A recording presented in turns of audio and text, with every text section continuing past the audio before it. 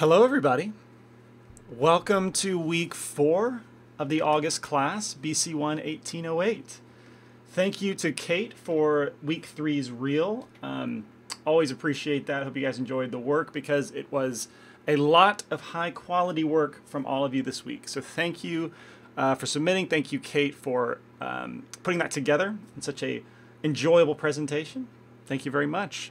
It'd be awesome if you could do that one more time for week 4.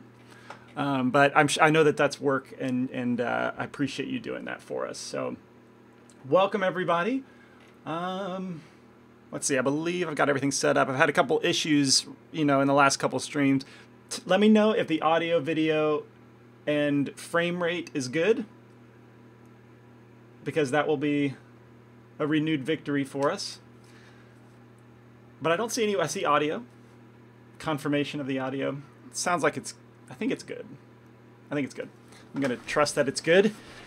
And yeah, so week 4, I feel like I've been missing out a little bit because I've been out of the office the last 2 days, which means I haven't touched Blender for like 5 days, and I haven't been as plugged in regularly to the class threads as much. Works good. Awesome. All green. Perfect. So yeah, I feel like I've been missing out a little bit. I spent all morning catching up in the class threads, realizing how much work was done this week, and in particular the weekend. I feel like I was checking up until like Thursday, Friday, and it didn't seem like that many submissions, and then they all kind of rolled in. A lot of them rolled in over the weekend. But anyway, so I feel a little out of touch. Spent all morning trying to catch up, and it's been a bit of a rush. So.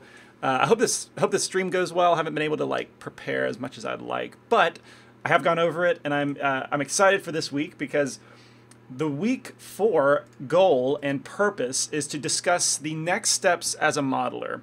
Where do you go after this class? How do you continue pushing forward?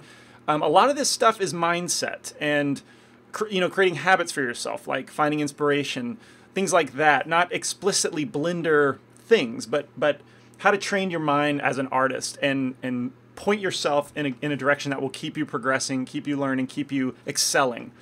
And so that's what we're looking at this week. But before we get into that, of course, we want to go into submissions, homework submissions from last week, my favorites in particular. And there were a lot of them. I feel like it's been really easy to grab a lot of submissions this class, where I used to pick like 2 or 3, I feel like. But anyway, these are the primitive sculpts, which are from N647, Wilco Wilbrink, Dragon Ice, and Mark DeBear.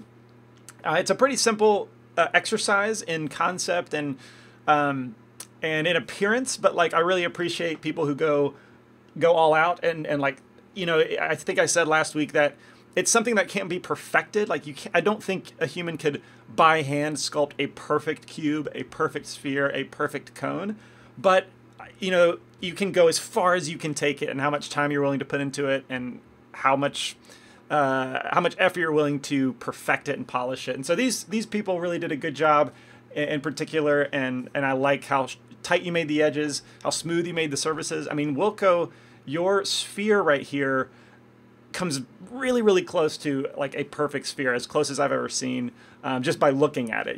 It's really high quality. The cubes are very, very tight edged. I mean, N647, like, I know we're just talking about a cube, but like that's pretty difficult to get it that straight, that sharp.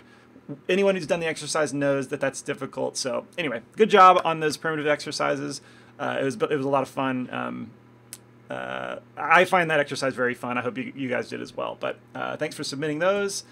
All right, we've got some Melvins. Yukino Hataki, your Melvin sculpt was great. Now, I've enjoyed watching you particularly this month because, as far as I know, you are a complete beginner that's able to sculpt something like this after a month of working with Blender, which is insane. I wish my sculpts after a week of working with computer graphics looked this well. Looks good. And so anyway, I just wanted to tip my hat to you. You've been doing great, and this Melvin is very accurate to the artwork, and you just did a great job. So Dragon Ice, I mean, as soon as I started collecting my favorites, I remembered your punk Melvin and went back and found it and was like, of course this has to be in there. Very memorable interpretation of Melvin, giving him some some, you know, edgy character. You know, the horns gesture. I mean, it's just a cool, unique interpretation, and I like it. It's a high quality sculpt. So good job, Dragon Ice, there with that Melvin.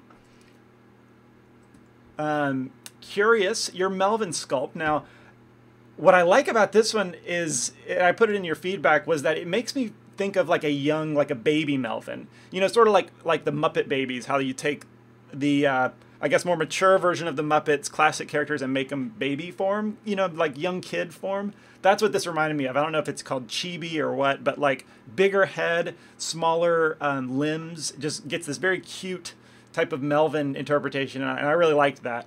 Good job. I've not seen that before. I've seen a lot of Melvin sculpts, but none that kind of capture that baby Melvin type vibe. Miranda, I mean, of course your Jigglypuff had to make it in here because you've been working on that for several days, maybe a week at least. But, I mean, you've taken advice and criticism very well and applied what others have suggested, and it just turned out to be an awesome, very authentic Jigglypuff sculpture. Really great job. And, I mean, who doesn't love Pokemon? So, like, you start doing Pokemon, you're guaranteed to have some fans. So, overall, just incredible work with that sculpture. And then we've got Wilco Wilbrink's Turtle Monster, which I thought was... Well, all of your sculpts this week were very detailed, more so than the majority of them. I didn't really expect too much detail from this month, considering it's kind of an introductory beginners type assignment, but you're diligent enough to put that exercise, or that effort and detail into your sculptures. So great job. This Turtle Monster, I love the style of him. He kind of reminds me of like, oh man, there's a couple, like this reminds me of a couple characters, like I think in the Super Mario movie, which is known to be a terrible movie, but like those henchmen had like enormous bodies and like small heads. That's what it reminded me of. I feel like I see this character in like a Ninja Turtles, you know, spin-off show or something to do with Ninja Turtles. You know, obviously it's a turtle, but I liked your creature that you came up with, and the level of detail, sculpting the wrinkles in the clothes, the fingernails, the individual fingers, like all of it is a lot of work and very interesting character to pursue. So good job there. And Kenneth Klassen, I believe, I might have misspelled your last name. I'm sorry about that. But your orc sculpture, I mean, I think you joined the class last week, so you missed the first 2 weeks, but you hit the ground running in week 3 and sculpted your brains out, frankly. Like this, you know, orc creature with supercharged muscle structure, and something that I noticed, like the fact that you did individual toes and individual fingers, that is a slow sculpting process, and I always try and fast track that by like copying and pasting fingers and stuff in there. But anyway, that just shows how diligent you were to address all the details, despite how repetitive it would be to sculpt multiple toes at that level of detail. So good job, and I mean overall, like muscle structure's good. You really went to town on this exercise, so excellent job, Kenneth. And I think you're here. Let's see. You're apologizing about the light and render. I'm not sure why. Oh yeah, the lighting and render is fine. I mean, it could. I mean, maybe use some like ambient occlusion, some shadows, you know, like stuff like that. But overall, like it's fine. Like it reads pretty well, so nothing to apologize about. So Ken, since you're here, I believe I asked this in your thread, but I haven't checked for an answer. Are you completely new to Blender? Is this like your first time digital sculpting? That would be crazy if that's true, but I just wanted to ask because if so, you're like a prodigy. But excellent job, Kenneth, for sure on this week's work. Now for our head sculpts, you got Jake Carosi's female head, which turned out brilliantly. I love that you went for the hair. That was a very nice touch. All 3 of these were examples of doing the hair. You know, bald, the requirement, I guess, would just be bald. The hair is going beyond. But adding that hair really, really solidifies a sculpt, a bust as being human. You know, we don't see that many bald people, so it's kind of a disconnect if you don't have hair.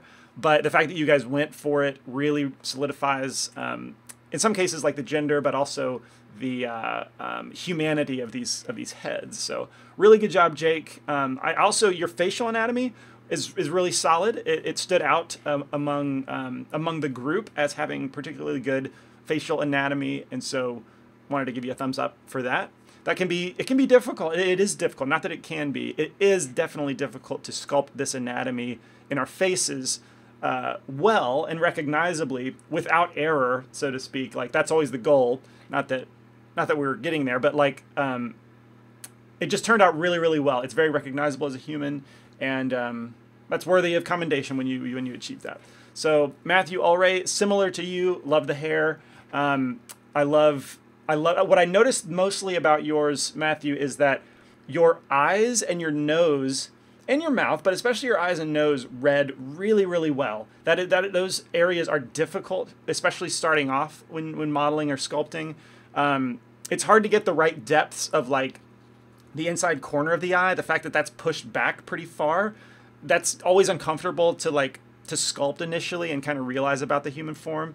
But you did that. You achieved very good eyelids, like as a base structure, and then your nose as well. For some reason, I just highlighted the fact that those were achieved really, really well when it's often overlooked or not achieved at this stage of sculpting. So good job, Matthew. And then Pavel, I mean, you crushed yours with your self-portrait. Anybody who's looked at your avatar can tell that it's like very, very similar to how you really look, and you went all out with like a Greek statue bust render, just to put that final icing on the cake. So excellent job. I mean, if these are your first sculptures, it's just incredible that these are your first sculptures. But even still, for beginners sculpting, like, awesome work. All right, so yeah, that's the homework. Thank you guys for submitting. We had very little fall off from week 2 to week 3, so a lot of you guys stuck with it. And I think we had like 29 submissions on week 2 and then like 24 for week 3. So that's very little fall off. So I'm glad that you guys are sticking around, pushing through to the end, and getting the most out of this class. All right, so with that said, let's talk about next steps as a modeler. What now? What do you do? We're in the last week of this class, and after this is over, like, how do you keep going? How do you maintain progress and development of yourself as a modeler? Well, let's see. Oh, I forgot that faded in. Becoming a better modeler, practice. That is the key word.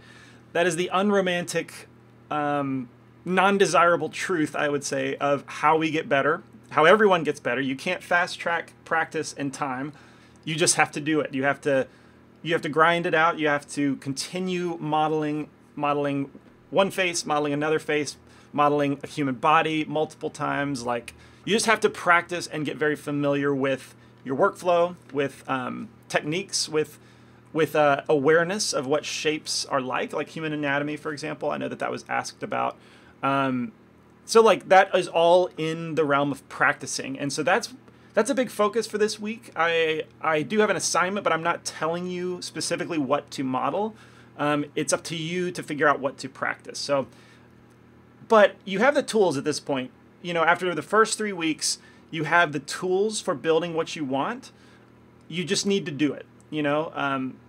I kind of see myself and any teacher as like showing you the door, but you have to walk through it. That's a movie quote. A gold star to anyone who tells me what that quote is from. Yeah, so like, I feel like at this point you've seen the door, you've popped it open, but now you're gonna walk through. That is the next step. You walk through on your own. And so there is continued learning from this point. I'm not just gonna, cut you loose and say, all right, you're done, go away. There's nothing more to learn, just start doing. We always need to learn. We always need to be reminded. We always have skills to develop. And so specifically on CG Cookie, the Modeling in Blender learning flow is the best place to go next after this class. And if we go over to CG Cookie, and that is in 3D Blender learning flows, these are like paths for watching courses sequentially. And the Modeling in Blender learning flow specifically, it starts with modeling 1, like kind of beginner introductory level. Then you go to modeling 2, intermediate, into starting to get into advanced, and then modeling 3 is advanced level. And so for this class, you have been exposed to modeling with modifiers, Fundamentals of Digital Sculpting, and Blender Mesh Modeling Bootcamp.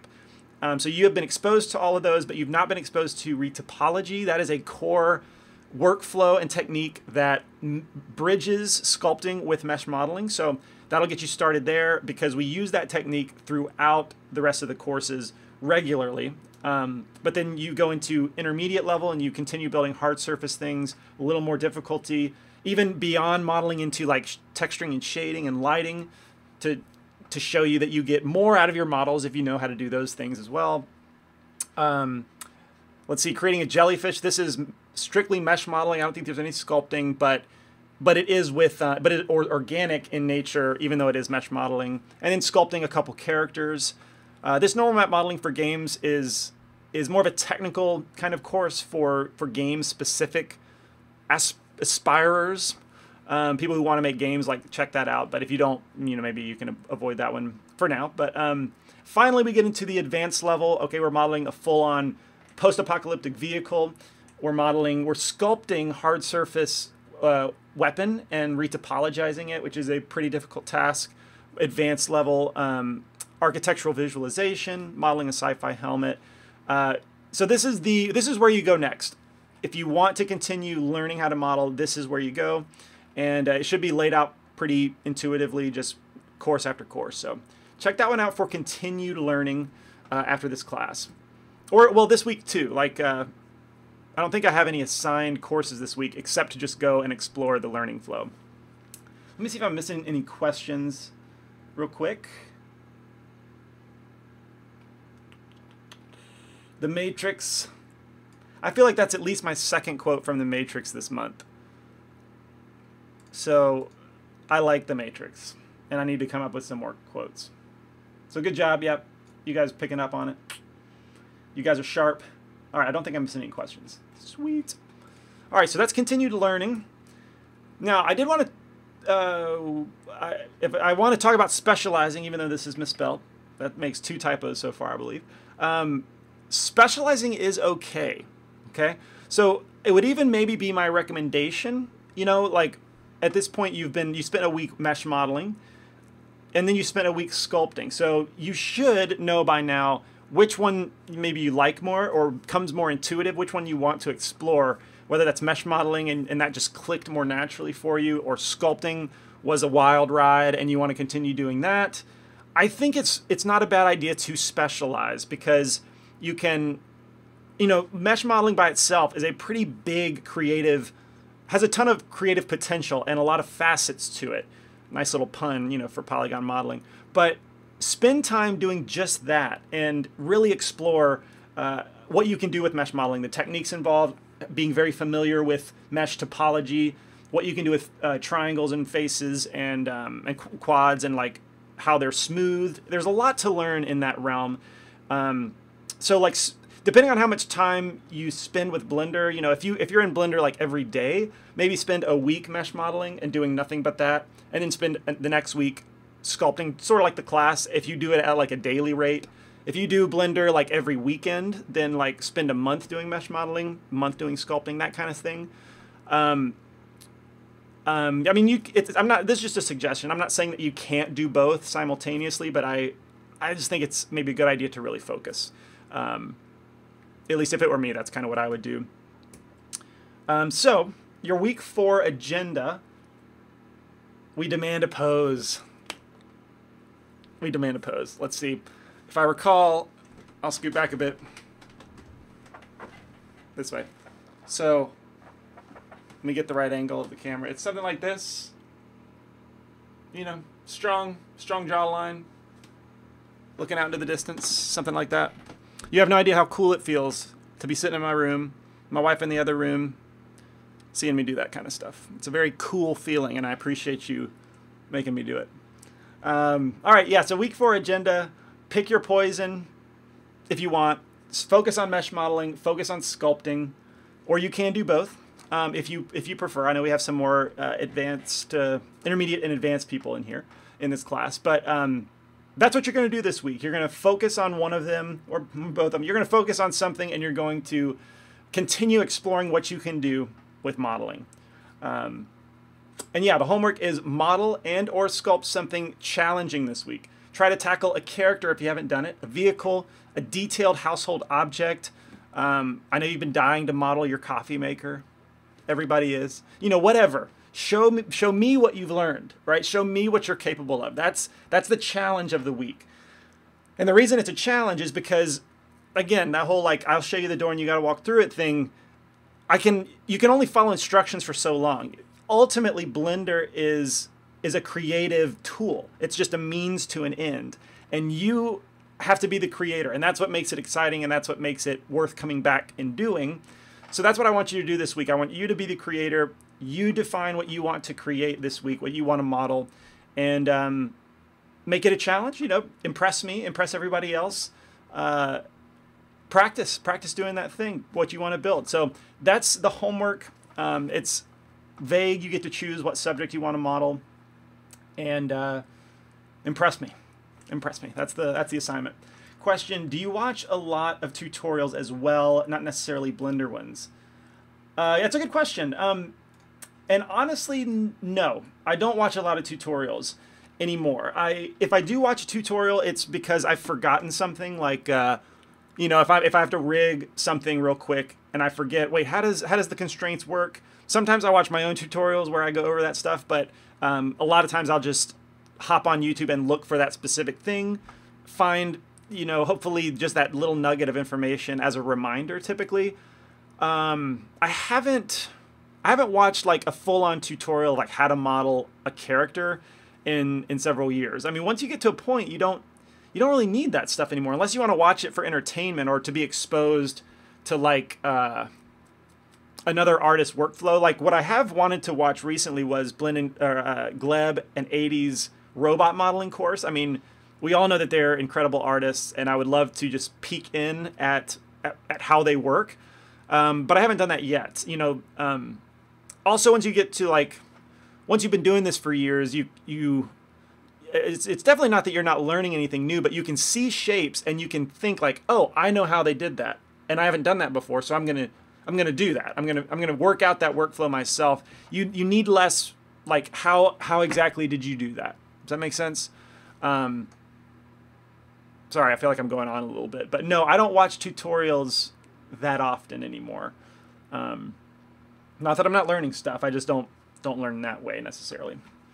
I look older in my profile pic than I do live. That's interesting. I wonder why that's the case. But okay, another question from Yukino. I checked topology. I heard that it's best to stay with quads. But for example, when you have spikes, how do you do that? Okay, that's a good question. Yeah, let me, well, how about we jump into Blender real quick and answer that question. So, I mean, well, really, we don't need to jump into Blender. You can create a spike with all quads, but you know, using triangles for a spike is okay, right? Because what a spike does, what a star junction does. Let's see if I guess we can jump into Blender real quick to answer your question. We are going to look at. Oh, I forgot. We're going to look at Jigglypuff. Thank you. I meant to do this earlier when I talked about Miranda's thing. But let me first talk about this spike situation. So if you want a cone to represent a spike, like this is obviously all triangles, okay? And that's okay because of the shape that we're forming, right? Like, wait, what am I doing? Since this comes to a point and we want this to look like a point, that is okay to leave as a star junction, which means you have one central vertex and a lot of edges coming out from it. That's okay. You know, the quad rule is less a rule and more a guideline. I mean, I almost always let a triangle sneak in here and there with whatever I'm modeling. So don't see it as a rule, see it as a guideline. And if you have any more questions about that, I would love to be able to help, but hopefully that's to the point and understandable enough. Request, strike a pose. You guys. Question, I heard that there is more ways to do one thing, but one is usually the best. That's what Blender Guru said. Yeah, so are you asking me if I agree with that in general? Yeah, I would say so. Depends on what the thing is, I guess. You you know, like let's take sculpting with a mouse versus sculpting with a pen. I believe that the added dynamic of pen sensitivity, pressure sensitivity, makes sculpting with a pen and tablet the superior choice.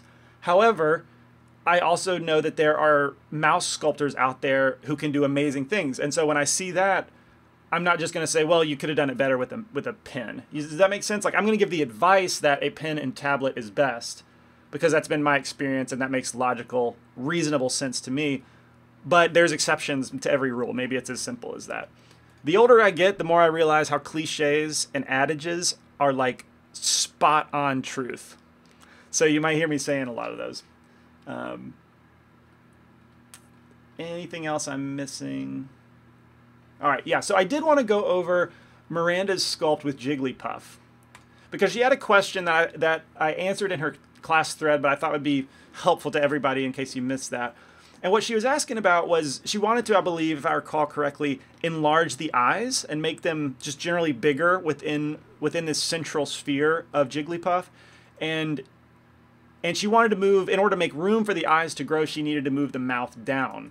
And so I wanted to show her, my advice was do that in edit mode rather than in sculpt mode. And I wanted to show you real quick how that can be done. Because, you know, with Blender, it's really nice that we can dive into edit mode at any point and manipulate our object at the component level.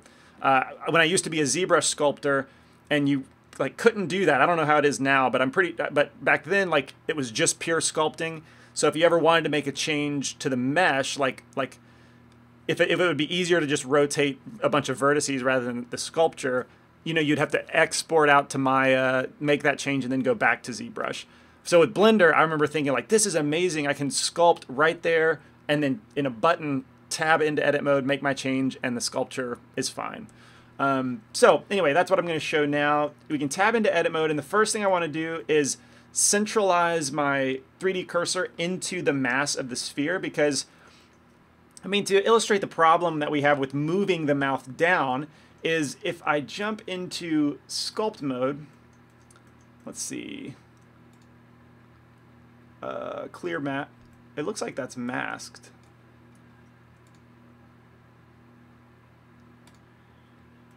Alt-M.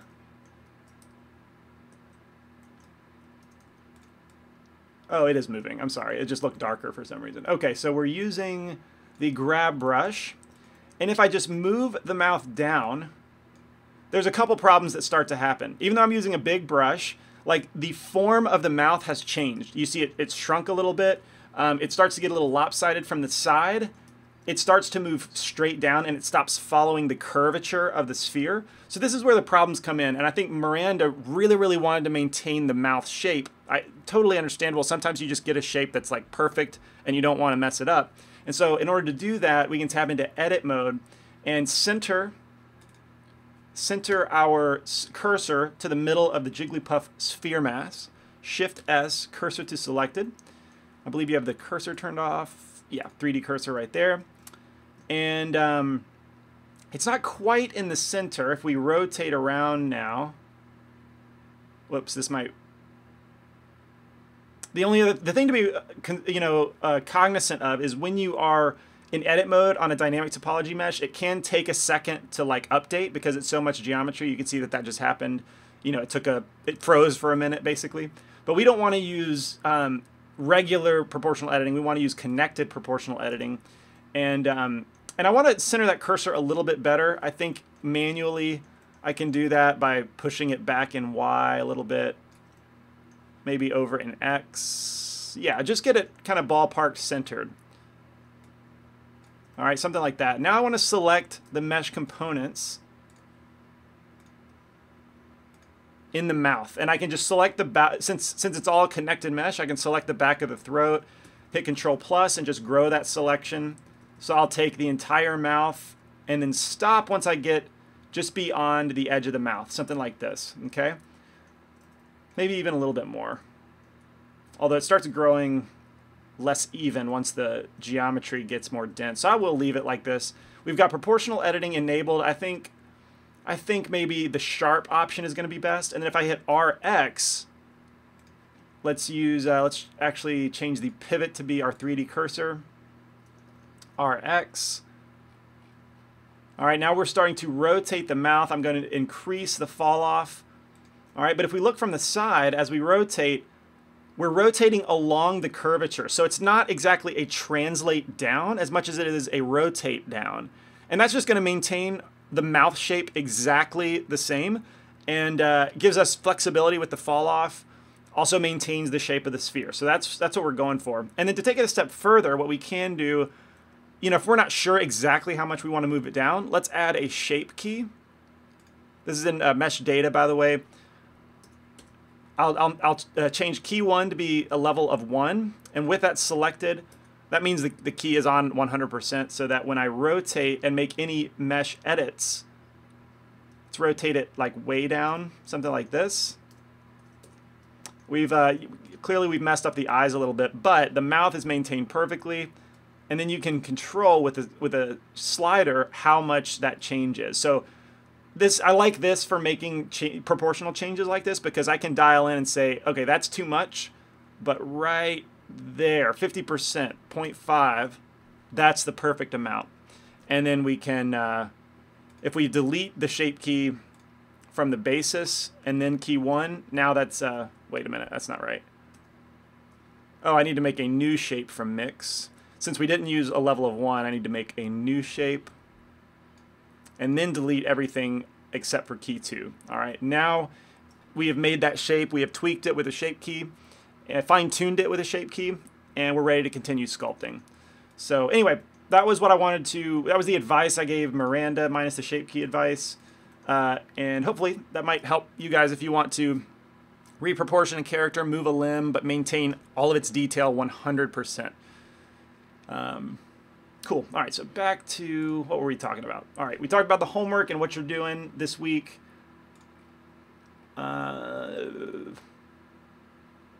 Question, do you have the Neo sight?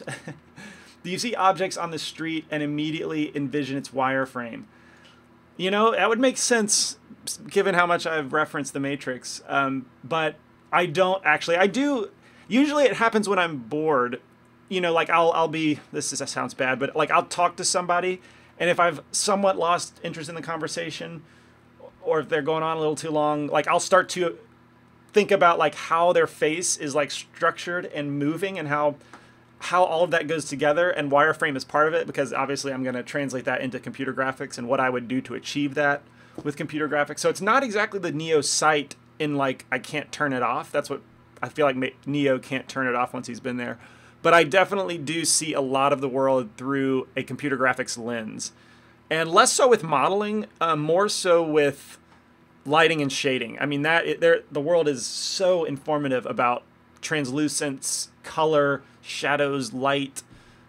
It's so much fun to see the world that way. But all the time I'm seeing the world with those lenses for sure. Questions. What's the best way to pose a sculpt when sculpting a T or A pose? So, well, what I just shared about edit mode, like that's a good way. It's kind of like ZBrush's, what do you call it? They used to call it transpose mode. That's what it's called. And where, you know, like I do that in edit mode, where you can use proportional editing. You can put your cursor at the center of the arm or the shoulder, you know, and like move it down. That's a good way to do it. But honestly, I like to get my character into the right pose ahead of time. Like I'll use the skin modifier to create a character in T-pose and then start sculpting that detail.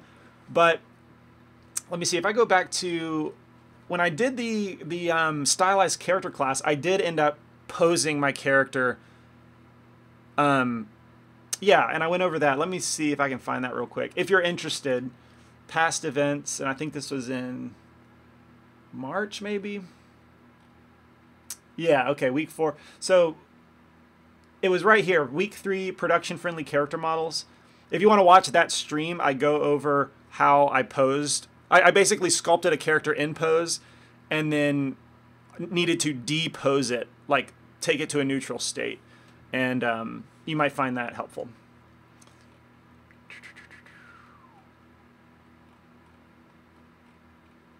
Question, does this trick for Jigglypuff work for any type of sculpture? Yeah, it totally works for, you know, it works for Jigglypuff in this situation because she was a sphere. She is a sphere, and like it made sense rather than to move the mouth down directly, it made more sense to rotate it around the center of mass. But yeah, like there's several situations where you would want to move objects, you would want to move parts of your sculpture that way. So I use it a lot whenever I sculpt. Question: is there a course on shape keys on CG Cookie? I don't know if it's in our library, but years ago I did make a course. Let me see.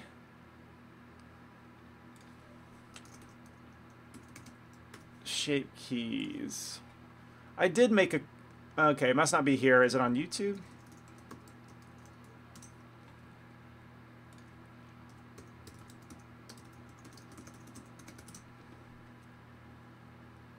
It's this one. So this is non-destructive modeling with shape keys. Here's this guy. We love this guy, right? So in this video, I go over a couple instances where I use shape keys for what am I trying to say? For like utilitarian purposes. You can use it as a very powerful utility whenever you're modeling.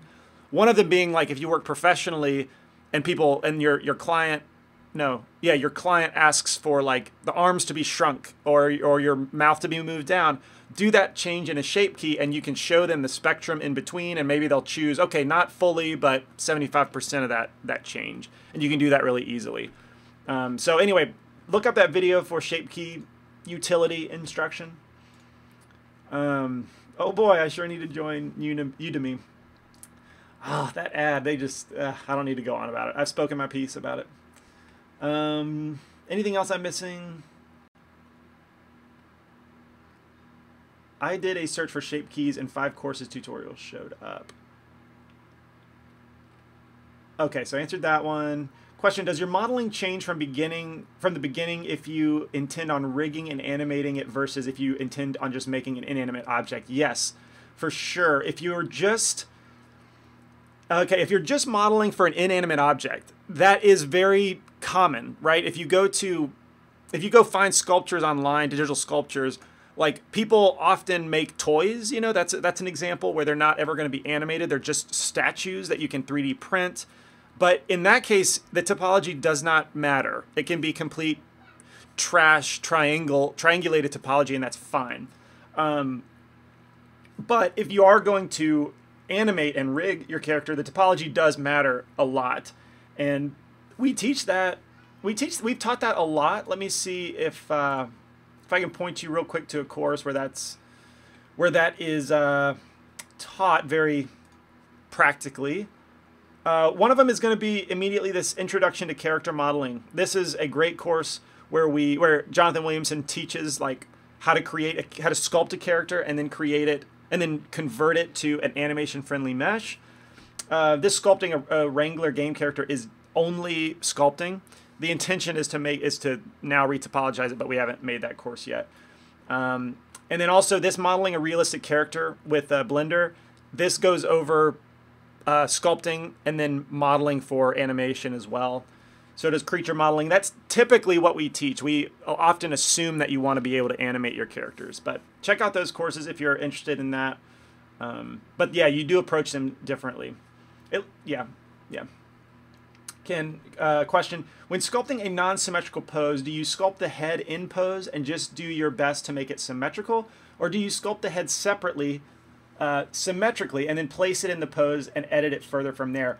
Yeah, both of those are options. I personally am very spoiled by symmetrical sculpting, symmetrical modeling in general, and so I try to take advantage of symmetry whenever possible. Another live stream I did coming up on a year ago was back in October, I believe. It was a goblin character. Let's see, where was that? October, yeah. Goblin sculpting for Halloween episode 4. So go look at the goblin sculpt live streams because we actually found a cool technique for sculpting symmetrically on an asymmetrical model. I'm trying to remember which one that was in. I'm not gonna be able to notice just by looking at it. But anyway, in this stream series, we did go over that concept, and you know, if you mentioned the head specifically, like often I will sculpt that symmetrically and then leave it as a separate mesh and then sculpt, you know, the torso around it. Just wherever you can isolate objects, isolate pieces of a sculpture to make them symmetrical. I mean, I just think that's kind of a no-brainer. Try and do that because it's very difficult to sculpt symmetrically by hand. Your drawings would look great in 3D. Let's see here. Okay, I think that's it for the questions so far. Awesome. Okay, we've gone over the homework. We've talked about the agenda for the week. Does anyone have any questions on the homework? Is it pretty straightforward? I know. I guess I feel like I need to offer that ability to clarify because I think I confused people unnecessarily in week 3 by switching up the assignment. But I apologize for that. But yeah, let me know if you have any questions about the homework. And then closing thoughts. All right, so these are pretty important mindset things to be aware of. Number 1 is inspiration. As you continue to model and develop yourself a better artist, a better modeler, you know, whatever you want to become with computer graphics, you need to have a steady inflow of inspiration, right? Like at a daily level.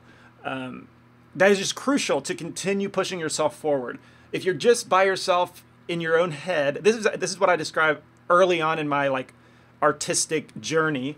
Is you know, I might be inspired by one thing and like and nothing else for months at a time, and I would just continually often draw that one thing over and over and over, and I got very good at that one thing, but like it got boring, and I wasn't ever creating something new. I was just I didn't expose myself to a lot of things that could inspire me. So I had to learn to do that over time, and so I want to share that that's very important, and then offer like what my inspiration kind of daily routine is like.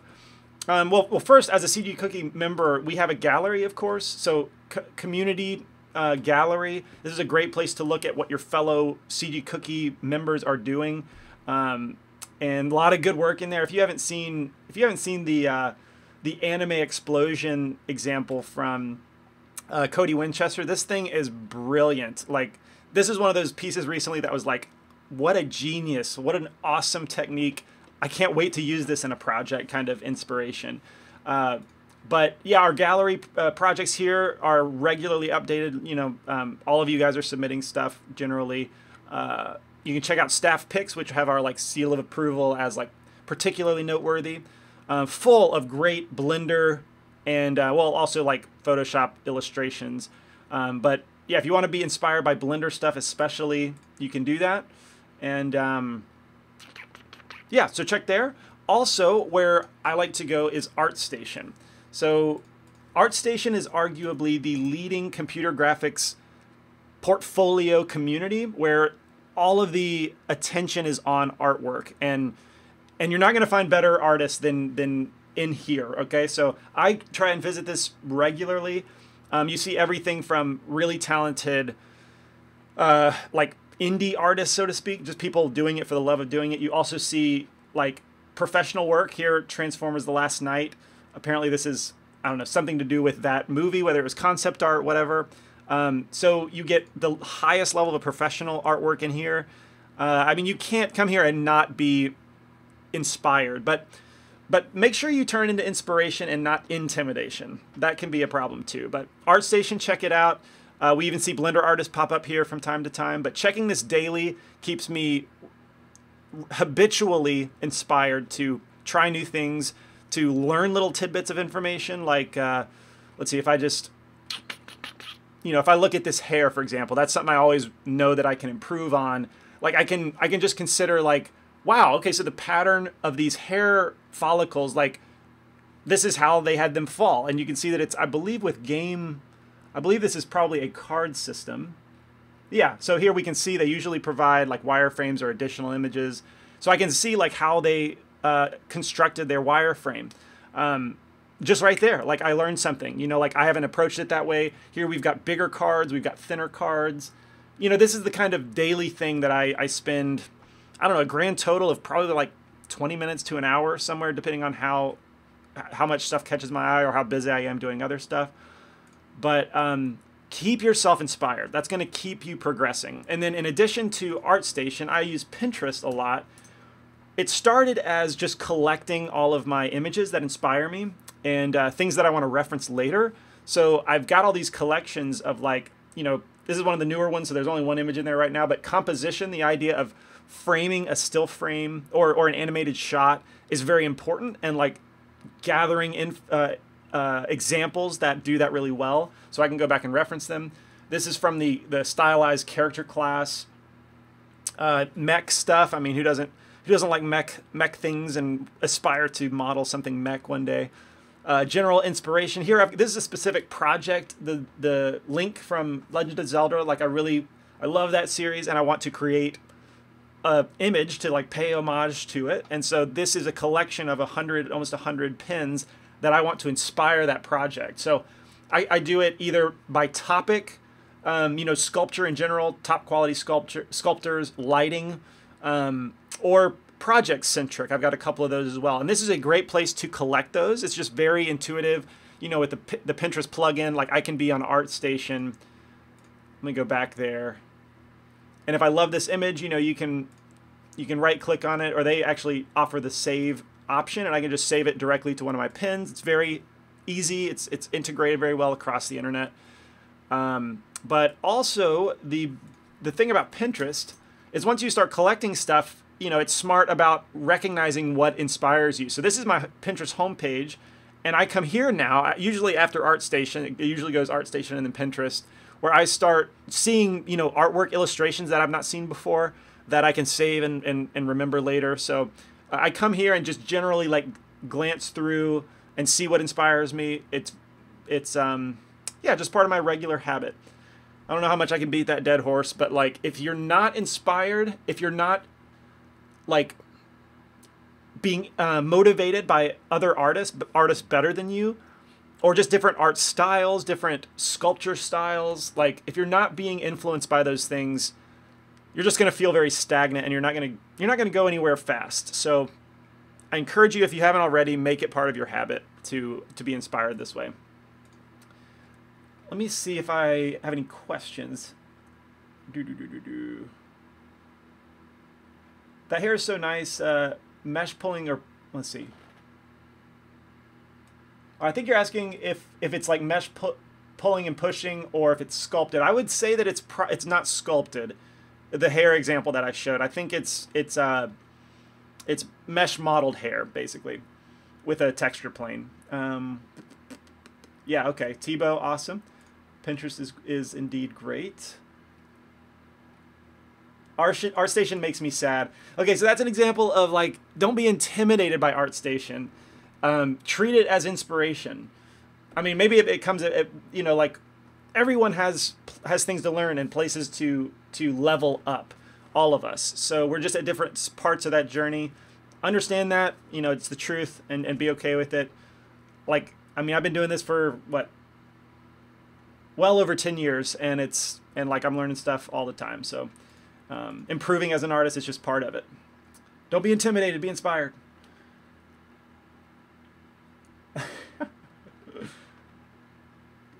Question, is Eevee a good choice for last week? For the last week, there will be 3 of them, slightly different different maybe on extra Pokemon. Would it cost a point if they stay in basic pose? No, not at all. Like, if you model a few Pokemon and they're all in neutral pose, that's fine. By now, I should be able to, I mean, we should have a good feel for each other, that I'll know when you're challenging yourself and when maybe you're not challenging yourself. So within that rule, like, operate on that, I guess is what I'm trying to say.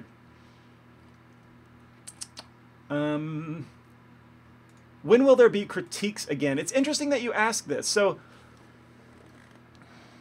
I have one slot open in September that for a live stream that I have not scheduled currently. Maybe I'll make that one a critique, and then get a thread started so people can start submitting. But I also was wondering, like, if it would be practical to in upcoming classes to stream like this on Tuesday and then maybe stream on Thursday as like just a critique session. You know, I'm not like teaching anything. I'm not making a presentation or anything like that. But we just jump online, and if you want me to critique your artwork or your homework at that point in the week, just submit it. You know, send me a link through the chat or something like that.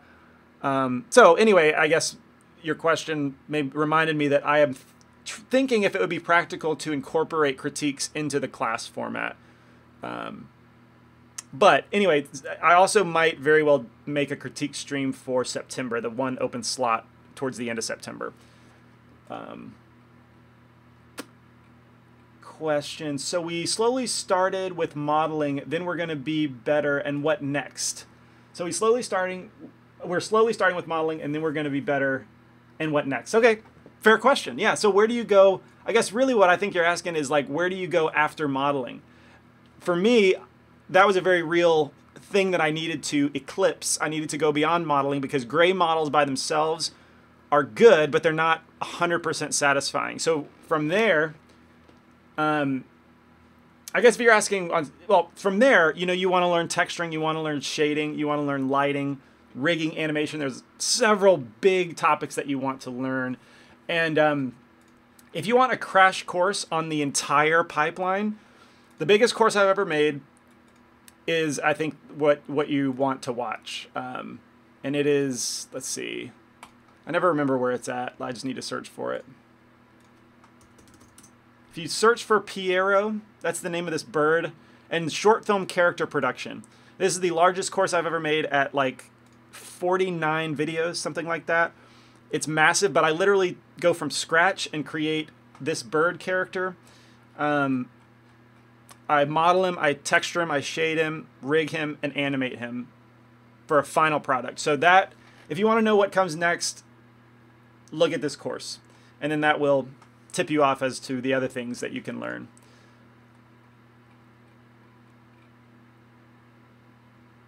Yeah, I think that the idea of offering critique for homeworks is an amazing addition to the class. Awesome.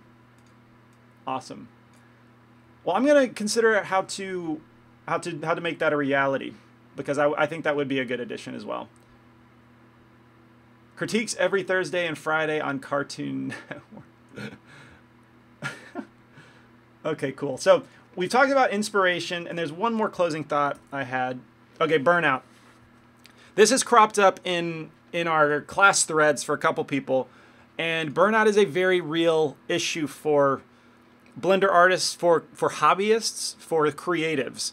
But especially in the Blender computer graphics world, I think it's the type of interest that can take you down that rabbit hole very quickly, and you can do a lot of computer graphics work very fast, spend a lot of hours in a short amount of time doing that work. And anyway, we've seen people, I think Aaron, you were one of them, who you've been doing Blender stuff like at a daily rate for weeks, I believe, if not like a month or two, and you're starting to feel weary from that. Okay, first of all, like, I mean, I guess you need to watch out for burnout, because that passion I share with you, and we've got to like foster that. We've got to nurture it, and doing too much of any good thing is going to be a bad thing. So we've got to learn. You've got to learn how to take breaks, how to step away from your computer, how to find something else to entertain yourself for a while, how to relax, recuperate, recharge, and then come back with fresh computer graphics energy. So watch out for burnout. You can do this stuff too fast, and just be aware of that. I've seen way too many people burn out, do stuff too quickly, burn out, and then never come back to it. I've been in that situation myself. There have been hobbies and other interests I have that I just indulge 200%, and then I never want to see it again after I do that. So, it's just take care of yourself. Like, don't burn out. That's pretty much it. Yeah, it's everywhere too, not just computer graphics. As a general principle, we've got to learn how to manage our interests and our time, how to foster our passions and keep them alive. We do need to do that. Awesome. Aaron, you're saying almost entirely since February, taken a week or two worth off since. Yeah. I mean, it's clear in your work, man. You're doing awesome work. very impressive work and high quantities of work. That, I mean, yeah, I think we all kind of sensed it when you said I'm getting tired, that we're like, yeah, you should be tired. You're doing a lot, so just watch out for that. Find the balance. Absolutely.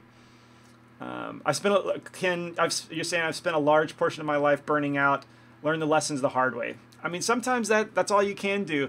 Advice isn't enough by itself. So yeah, sometimes you do have to learn the hard way, but cool. All right. Yeah. I just wanted to make sure that you guys were aware of it.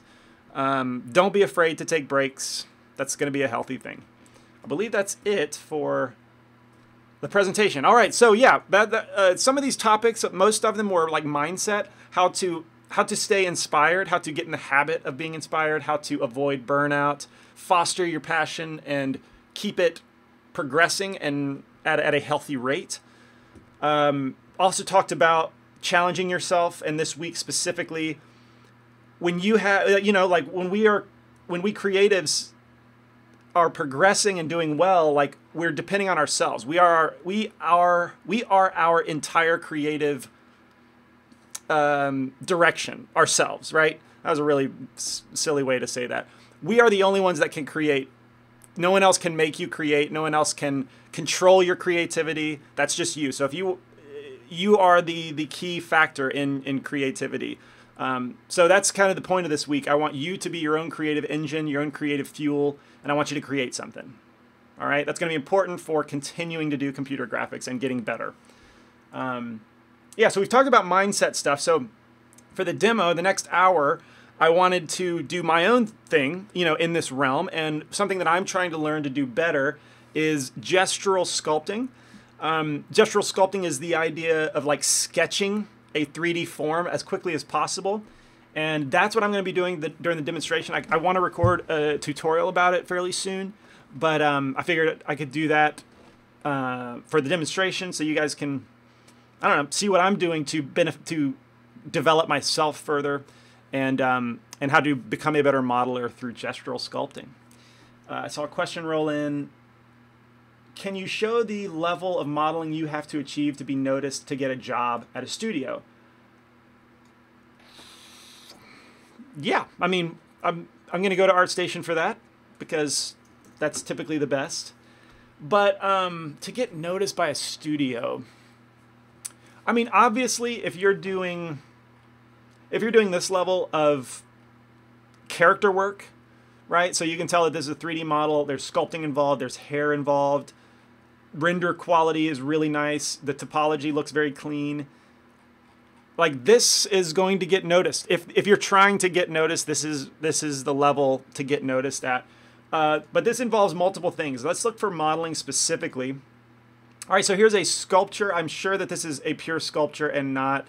Yeah, I mean, this looks like a ZBrush screenshot, so I'm sure that this is not retopologized, but there's style in this sculpture. It's just a model.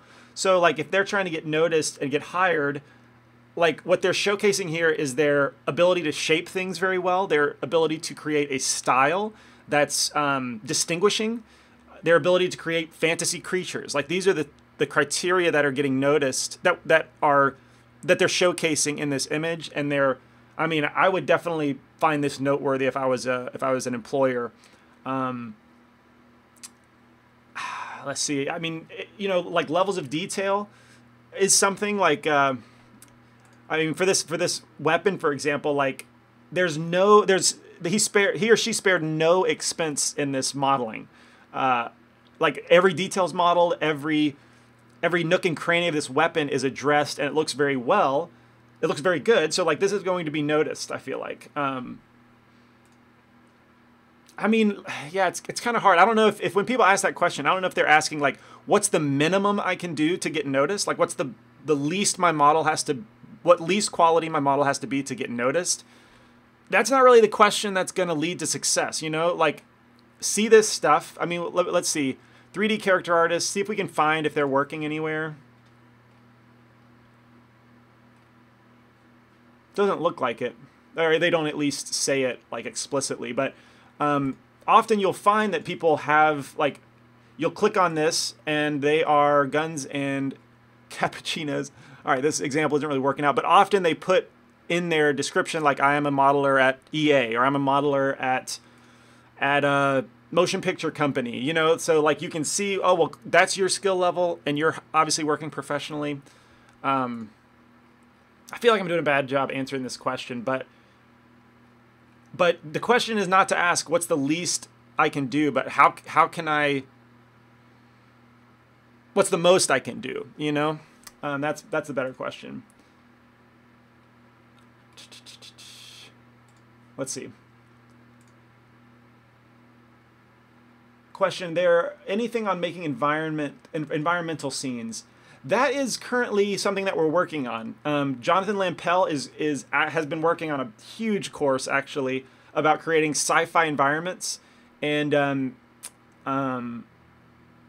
so that's something that he's working on, like to address the environment scene. Now you might be asking about nature, and let's see, I can point you to another one of his courses.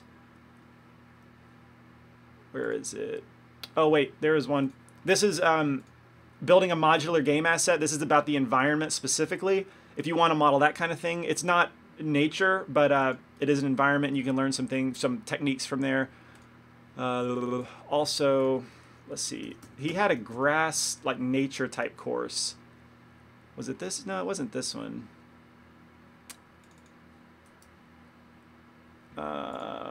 Sorry, one second. Let me find by author Jonathan Lampel.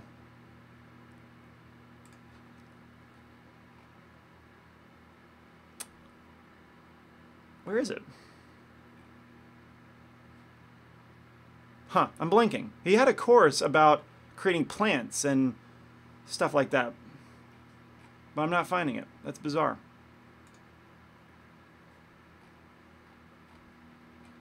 I might have to get back to you on that. That is currently like creating natural environments is a bit of a hole in like the curriculum currently. Yeah, we need to get on that, frankly.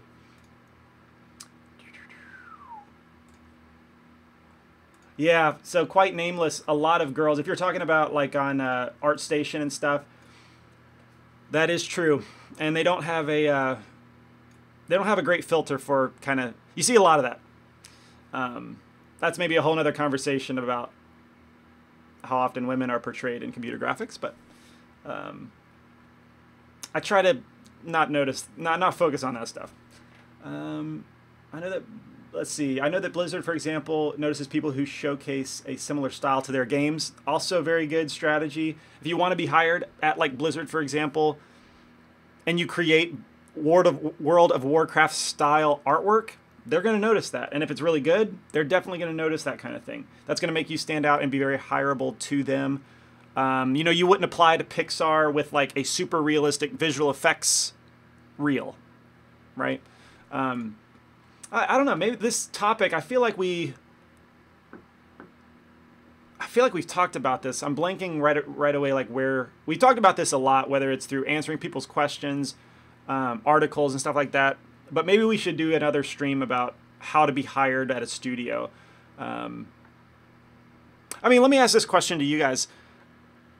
Press 1 in the chat if you are determined to be hired professionally as a computer graphics artist. Press 1 if you're determined to be hired that way. That's your goal. You want to make a career out of this. And press 2 if you're not. If you're doing it as a hobby, if you're doing it just because you have fun with it. But you really don't have any determination to be a professional. I'm curious what your thoughts are on that. All right, we talked about burnout. Okay, I think we're ready to start on the. I'm seeing some ones. Only one so far. One.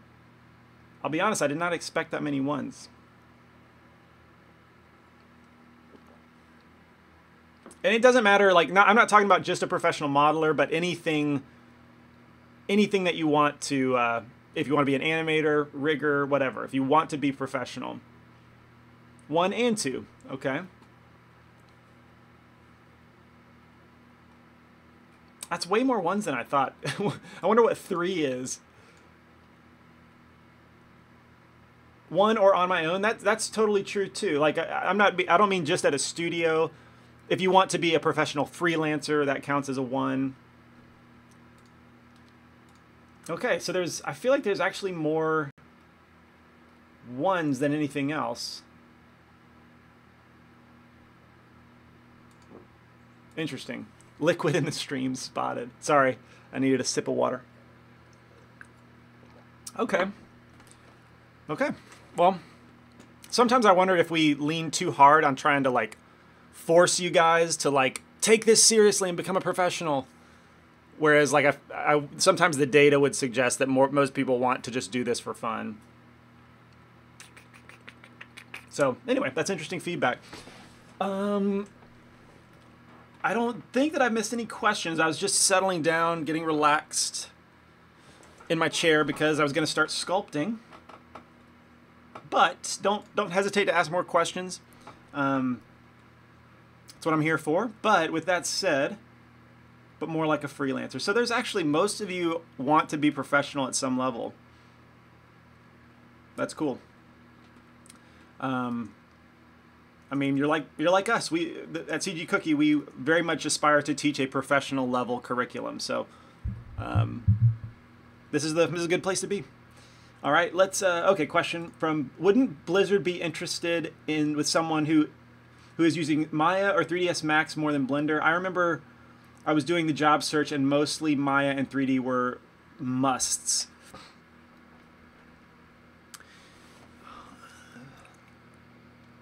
So the way that I will answer that question is this: if your reel and your portfolio is amazing, Blizzard thinks it's amazing, the quality of work is just next level, they want to hire you because of that.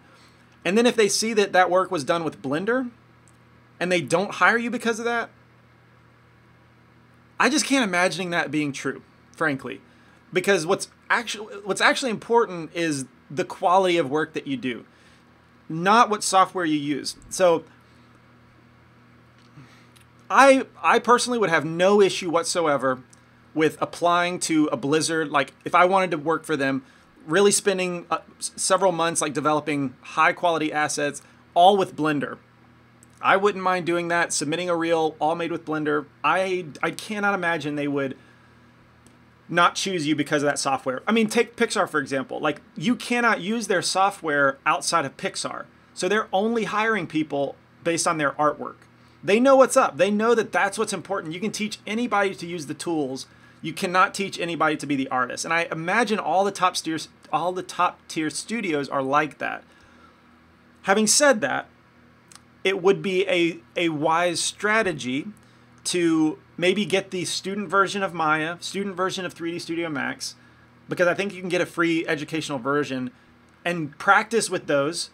I don't know. I mean, maybe do a project. I don't know if they allow that with their educational stuff for you to use it on a reel, but like get some experience with those just so that it's not, you can put on your reel or put on your resume that you know how to use those apps. But without a doubt, like what's important is your ability to create impressive imagery. That's more important than the software.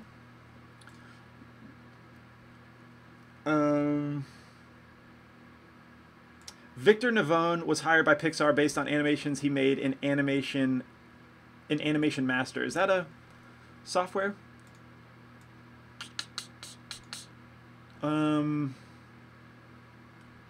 Yeah, exactly. Okay, so yeah, Blender Guru had an interview where they affirmed this idea. Question: is this allowed? My head, I'm sculpting. What points are good and needs more attention? For example, I find the mouth strange, but can't get it good. I wonder how or what I do wrong. Yukino, it sounds like you maybe need a critique. So maybe I will go in. Maybe if you can remind me, Yukino, in your class thread, go ahead and post there. Ask me and mention me and say, can I get a critique on my head? And I'll go in there and draw some notes and stuff to hopefully help you out. But like generally, you know, how to get better, more time practicing the face, like really study from every angle what's happening with the face. Some things that I know people miss is like the inside of the mouth. This corner of the mouth is very easy to leave flat. It's actually like dips in quite a lot right here. So people don't see that. People don't really get the ocular, the eye region very well. I don't know. I'm giving you generic advice, but if I look at your head sculpt and give you a specific critique, maybe that'll be more helpful.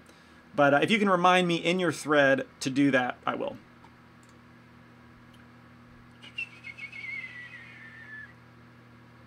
You can teach anybody to be an art. You can teach anybody to be an artist. Okay, yeah, I think you can. I think you can. You can. I think you can definitely teach everybody. It's easier to teach people to use the tools than it is to be an artist. I don't know if we're disagreeing, Pavel, but doesn't Pixar use Maya now? I don't know what they use, honestly. They have their own animation software. I know that. It's called, is it Puppeteer or something? I can't remember. But they might use Maya now. I'm not sure. It just becomes increasingly unimportant. Like, the more you do this stuff, the less important the software becomes. It really is the truth. All right, I'm going to dive into Blender and actually start doing something. Doing some blendering. Let's see, I've got, what was I going to do? Okay, yeah, this is what I'm going to do. This is an image. If we take a look at it, this is a Creative Commons CC0 image of a yoga lady striking a particularly impressive pose, I would say. So she's on a handstand, she's pointing her feet back. This is perfect for being a gestural sculpt. I'm just going to start from a sphere, an icosphere, and I'm going to make some rules for myself. I'm going to use only the grab brush, snake hook brush, and the clay strips. That's the big one. Clay strips brush is going to be important for the gestural approach. But what I'm going to end up with is this.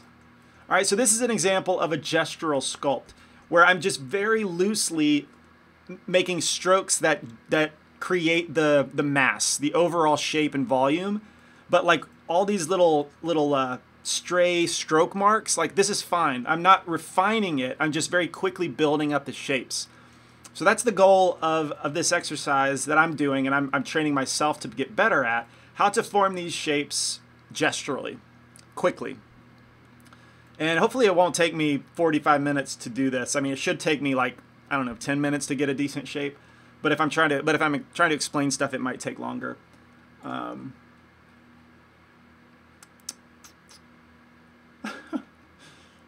Strike a reference pose. Oh man, I don't know. I kind of need my full body. I don't know, but I don't have muscles to show off. Yeah, if I don't have reference, I'm not a good like on the spot poser, I suppose. But hope I don't disappoint too much. Getting my second donut to watch Kent's demo. Man, enjoy that donut for me, please. All right, gestural sculpting, let's get going. I'm going to start with an icosphere on this blank. I'm just going to delete that, actually create a new one. Icosphere, and we're going to change the subdivisions up. Let's go to subdivision of 4. I found that 4 tends to be where I like to be. Let's get rid of that timeline just to gain a little bit more real estate. I'm going to tab into edit mode and move all my verts up. Again, that's just my preference. I don't like things, I like to treat the grid as a ground plane. So that's what I'm doing. I'm preparing for that. And we're going to tab into, well, not tab, we're going to just select sculpt mode. And first things first, again, the idea here is to go fast, is to learn how to build up shapes fast, because that's going to train us to interpret shapes quicker as well. And I also should say this, if you're like me, with the sculpting process is like threefold to me. Stage 1 is like block out, getting something from nothing, a base sculpture from nothing. Step 2 is refining that to not a detailed version, but just a very good base version, like 50% of the sculpture. That's stage 2. And then stage 3 is refining all of the details, adding your fine details. That's what stage 3 is all about. So I enjoy stage 2 and stage 3, but stage 1 is annoying, getting things started from scratch. I'm just impatient during that time. I want to get something that I like as fast as possible. And that's where gestural sculpting will really help. It's just like I get straight into the sculpt mode and I just start creating and roughing out the shape. So I want to be better at that, and that's why I'm spending time doing this.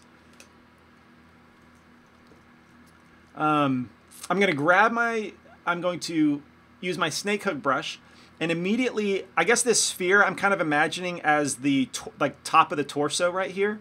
So I'm going to first drag out some arms for her to balance on. And let's see, I'm going to enable dynamic topology. Subdivide collapse looks good. Resolution. Let's see here. I'm going to try constant detail. No, I'm going to start off with relative detail, which is the default at level 10. Options, I don't need that. Symmetry, I want to sculpt symmetrically in the X initially, for the arms to be symmetrical, the head to be symmetrical, and then the torso to be symmetrical. And then we're going to have to break the symmetry with the legs. So with my snake hook brush, let's just start. I need to change the curve. Need to grab the arms, just grab some parts of the mesh to be arms. And with the grab brush, I'm just roughing out this initial form, trying to make this into a torso. You can see how it starts at the arm region, and then it kind of slants forward or slants backward in Y, and then slants upward. So you have this kind of shape in the torso. And then the head can just start to bring that shape out. All right, so we've got it started from the side. I think I need to bring everything up a little bit. Let's do that with the grab brush. So I only have one reference here, and it's this angle. And so that's what's going to be my governing angle. I really want to make sure that it looks right in that angle, but then also not neglect the rest of the sculpture and how it looks from various angles. I just want to be mindful of that. Let's see, maybe inflate the head using, I'm not going to use the inflate brush. I'm going to use clay strips. All right, that's going to be my main brush once I get, my general form started. I'm going to build up that volume with clay strips because the head needs to be much, much wider. All right, just with one brush, now we've got the basics of a head. Holding control, I can like shrink down the neck, maybe build it back up a little bit. But using the clay strips forces you to sculpt gesturally, I guess. Like you'll think about shaping in a different way.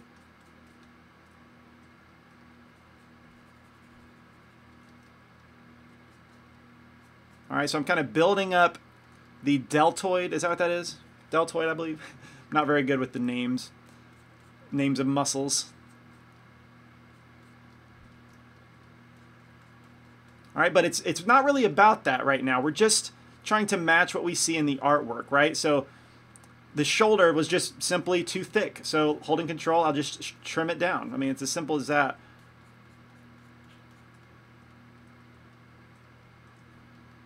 Let's see, an elbow typically has like a point to it. So I can just build out that little spot. All right, we've got a little bit of an elbow started. This muscle in the forearm kind of curls around the head, or the arm shape.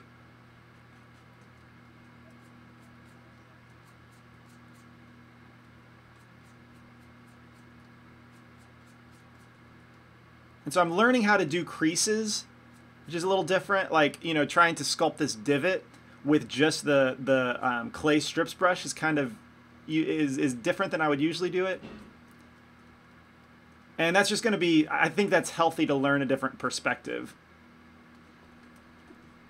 This clay strips is your favorite brush. Use it 80% of the time. It is one of those brushes that once you learn it and you're comfortable with it, it becomes a go-to for sure. Can you block out with meta balls? You definitely can block out with meta balls. It's not something I've ever done, but I've seen people do it. So you can. If you want to pursue that, absolutely give it a shot. All right, so I've got the forearm started, but I clearly don't have enough geometry, so let's go back to the snake hook brush. You know, just training your eye to zoom out and realize, like, take quick measurements in your mind's eye, right? So from shoulder to elbow, how is that in comparison to the size of the head? I actually think it's pretty close, but the forearm needs a lot more. Needs more, not like a ton more. Whoops, I got rid of all that detail. All right, so we've lengthened the forearm more appropriately. Now I'm going to kind of pull this mass out to create like a hand.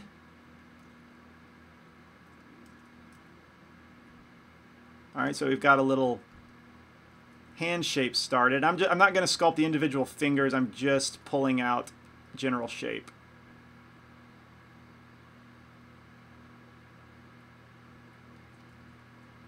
Still not big enough.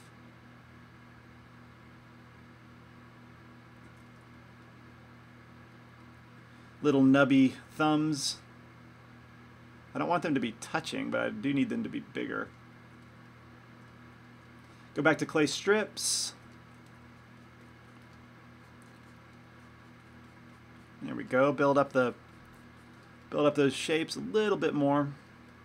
But you know, we don't need to be too detailed. Does it read to me as like a hand-esque shape? Yeah, I think that's good enough. The arms could use a little bit more effort or a little bit more time. Oh my gosh, the shoulders. Look how thin they are. No one's shoulders are that thin. So let's use the grab brush. Grab over snake hook so that the geometry is not auto-generated. It's making it tough because of symmetry. Okay, the reason this isn't working very well is because there's symmetry happening. So let me turn off symmetry for right now. I'm just going to focus on this arm on my visual right side, her left arm, and start moving that out.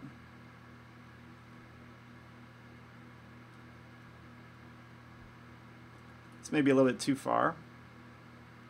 But I'm just focusing on the one side.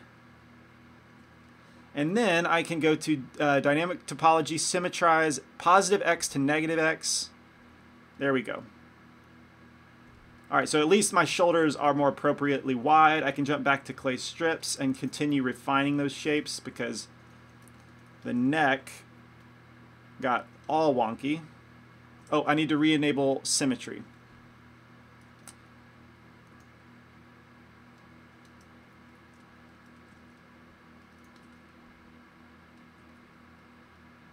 Okay, back to clay strips. My shapes are getting a little out of whack. Need to build up the front of the neck.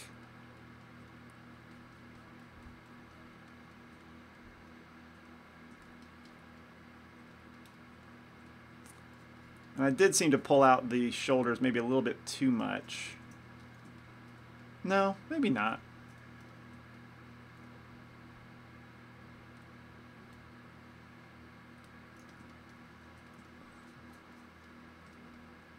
So if I want a crease right here, you know, for inside the shoulder, that's definitely going to be a tight crease.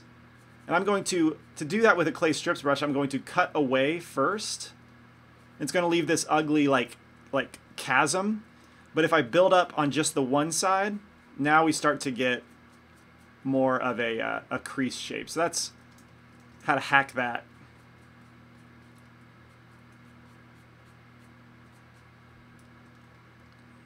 All right, let's move on to some of the rest of our body shapes. I want to, you know, this will always look a little bit weird by itself until we get the context of the legs being in there as well.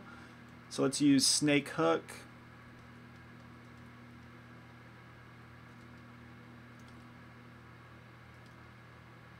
She's a little bit too skinny, unnaturally skinny.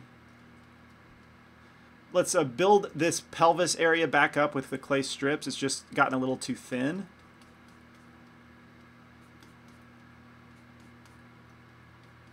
just trying to make it like a general mass right now. And then I'll start grabbing legs and moving them out. Question, do you remember the article you wrote a long time ago because of a lady that sold her unmade bed as an art and got paid $5 million for it? How about a stream of what counts as art? I could definitely go on about that. It would probably be more of a rant rather than, I don't know how educational it would be. I don't know how many people want to see me rant about that kind of thing. But yes, I do remember that article. Let's see if I can find it real quick. Grab my mouse for this. But yeah, I remember seeing that article. And I've historically struggled with modern art. I think I've matured in recent years, but in the beginning really struggled with modern art. I mean, as a computer graphics artist, when you spend years trying to understand realism and authenticity to reality, and you see people like butchering that stuff and calling it art, you know, I got that I found offensive or whatever. But I've learned to appreciate it more, even though I still think there is, you know, there needs to be some rules around it. Anyway, I don't want to get into that too much, but let me find if that blog post still is there. Art. It's an old one, so it might have evaded our like updating pass. Wait a minute. Really? Oh, what is art? Here it is.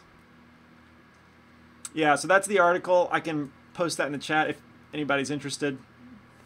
But yeah, that's from 2014. But yeah, it's a challenge to like consider what art is, consider like the consequences if there are no rules around art, but also the consequences of too many rules, too many strict rules. So yeah, it's kind of lost its formatting. It's a pretty old article. Bummer. But check it out if you want to know about that. I could do a stream about it. I could definitely go on about that stuff for a while. I'll put it in the idea bank. All right, so back to sculpting. I'm going to grab the snake hook brush. We've got our mass down here around the hips. And we can start, speaking of the hips, you know, you may have noticed that I like widened the hips, kind of shrunk the abdomen area, like the side of the abdomen, because that's kind of general female form, you know, wider hips, kind of hourglass shape.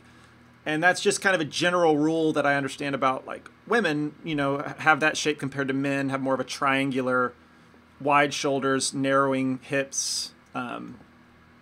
But that's why I made that decision. I'm not necessarily getting that information from the artwork, but as you sculpt, you'll start to pick up tips, you know, rules to keep in mind. All right, so I'm going to drag out a leg.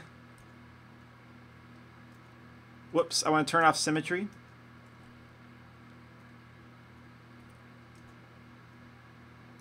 Snake hook brush makes this very easy. Again, I'm just ballparking the length from the hip to the knee.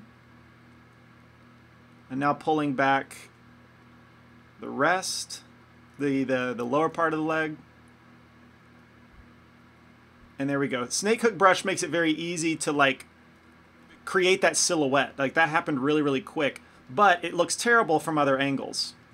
Like really, really bad from other angles.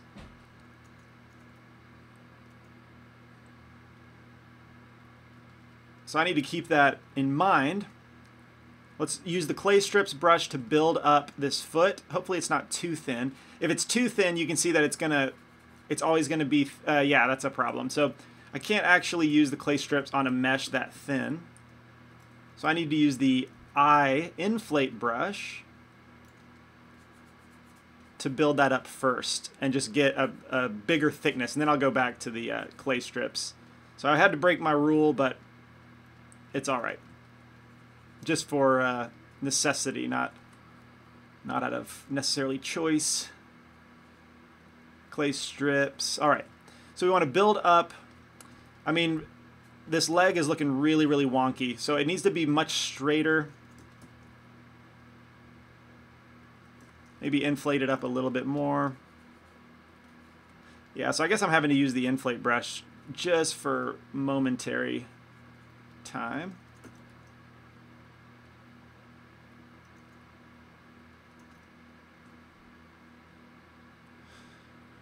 Let's see if I can pick up any information. Like, where should this foot be placed? I feel like it should angle in a little bit more.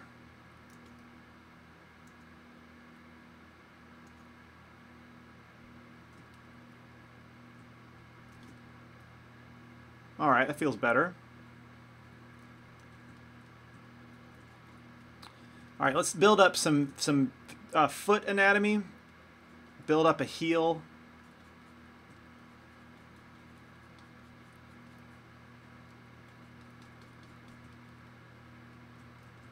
Build up like a sole, the outside of the foot, toes. Just using the clay strips brush to kind of build these shapes up.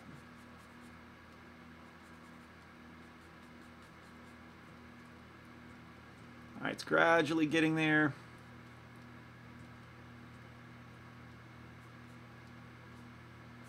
The foot is overall kind of lopsided. But this shape gives us, I mean, this tells us a lot. You know, it's a flat foot. You also have your own feet to look at, you know, if you ever have questions about anatomy. It's the good thing about modeling humans is we have unlimited reference for ourselves. But you can see with the foot how we have this sort of ridge in the middle. Right here, we've got this ridge, and then it tapers down real thin. There we go. So I'm not being overly precise. I'm just getting it close. That's the beauty of gestural sculpting.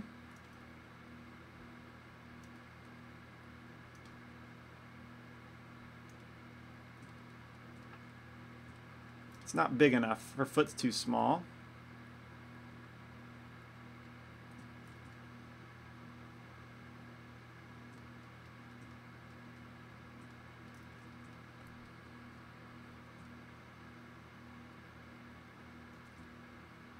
I'm using the grab brush too much.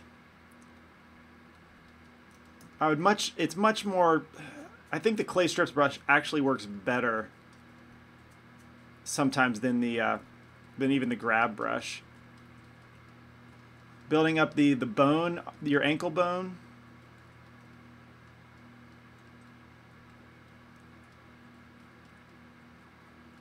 All right, build up the calves.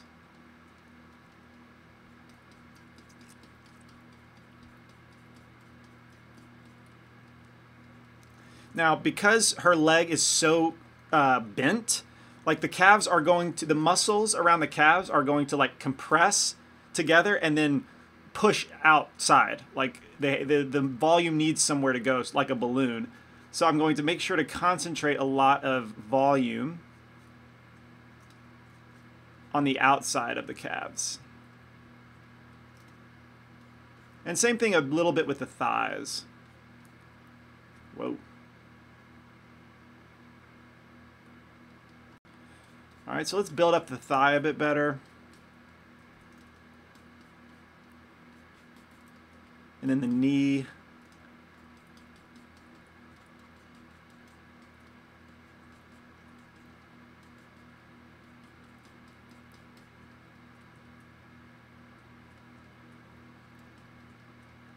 All right, we're getting somewhere.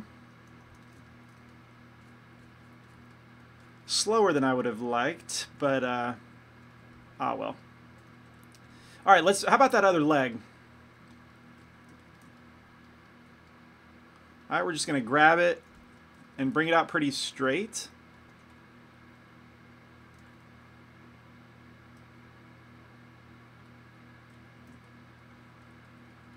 Make a mental like measurement, and it looks like it needs to come out a little bit further.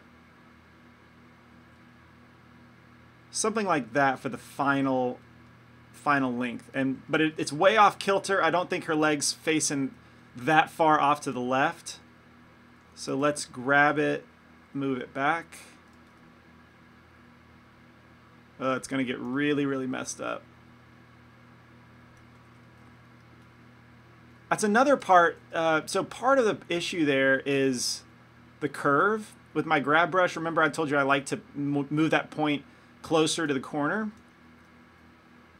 And it doesn't solve it completely, but it does make it better? I think I'm missing some questions. Sorry, I got a little lost in my work. Question: when I used the snake hook for Melvin's teeth, I had to pull a lot of times to get even a little bit of teeth. How do you make it so that you can pinch so much at the same time? So it has to do with your curve and your strength. I imagine maybe in your let's see, in your brush, you don't have unified strength enabled, which I don't either, so I need to enable that. Because with the without unified strength enabled, you can use your clay strips brush really strong and then shift over to snake hook, but that's really low in its strength. And you can feel like, why is it not doing much? But it's because you probably expected the strength to be high from your clay strips brush. So I just recommend turning that on in unified strength. And your snake hook brush needs to be at, like a higher strength. If it's at a low strength, you'll get that kind of effect where it's barely coming out.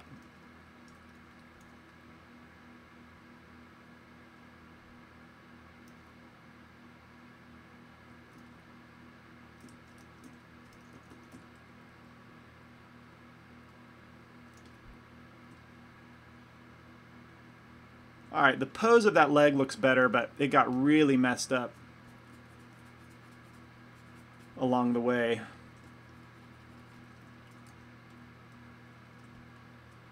All right, clay strips brush. I think that's going to be thick enough to start using that.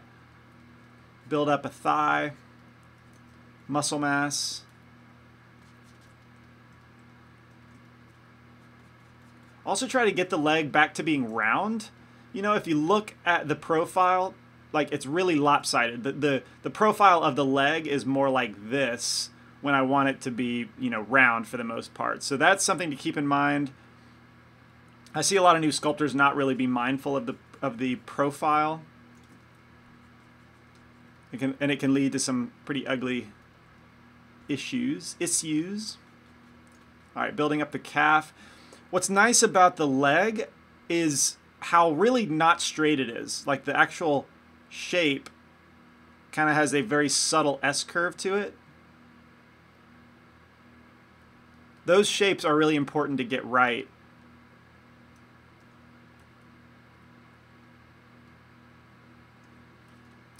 And so building up the thigh on this top side and then building up the calf on the bottom side, that's going to help.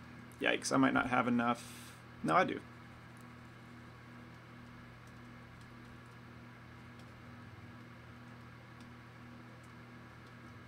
And really forcing myself to use this clay strips brush.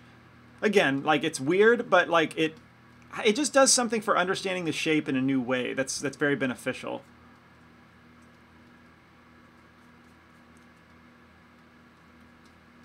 And then there's usually the bone in your calf, or not in your shin, like the shin bone, that is kind of straight. That's going to be good to have in there. Kind of make a stroke down the middle.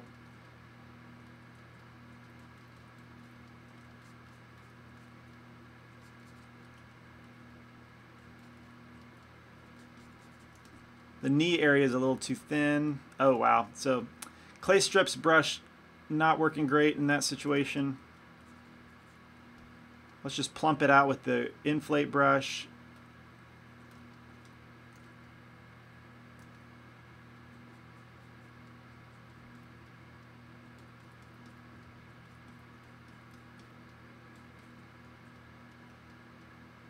All right, that's starting to look pretty good. We have reasonable anatomy in there. None of it's perfect. That's the nice thing about gestural sculpting, is perfection is not on the table. We're just trying to get it in the ballpark.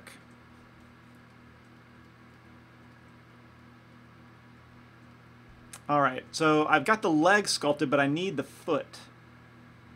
Clip back to the snake hook brush.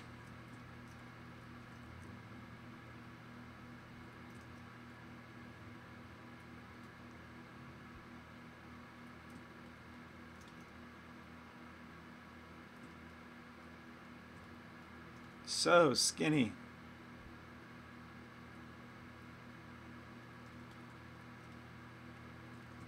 All right, I might have to use, since this is such a thin shape, I'll probably have to use inflate.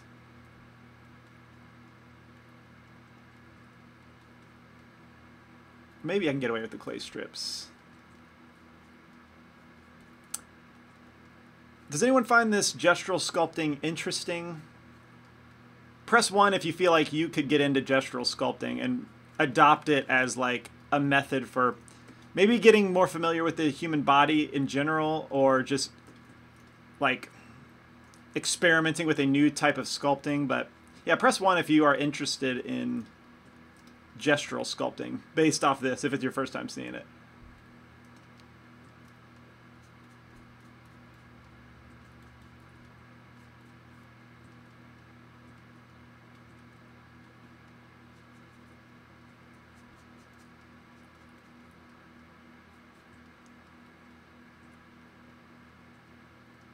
Nice. Wilco might give it a shot. I think it really is good for learning the human form. Just forcing yourself to like create the shapes very fast. And like the familiarity with the human body can take you a long way. Like I'm not really studying her body in the photo for hardly any of these foot details. It's just like you have your own feet. You know, I can look at my bare feet right now and get a good idea. You know, legs, stuff like that.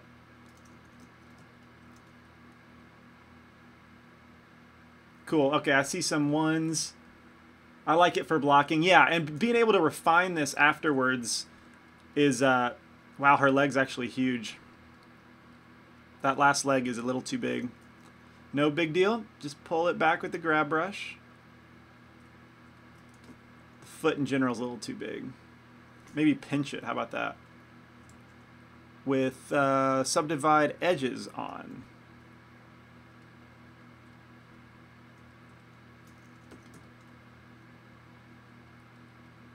There we go. I think that's proportioned a little bit better.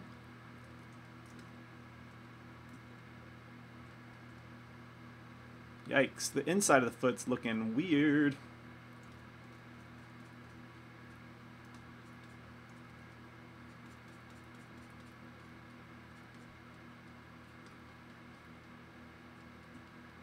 There we go.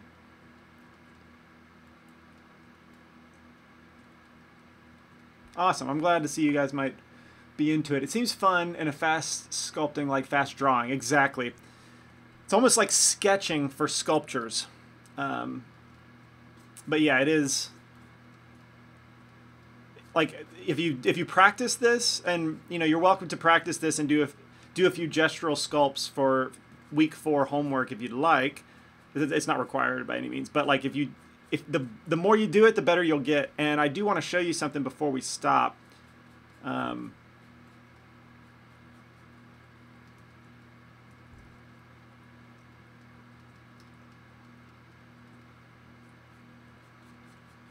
not trying to be overly anatomical right now with the posterior, but there definitely needs to be some effort in that area.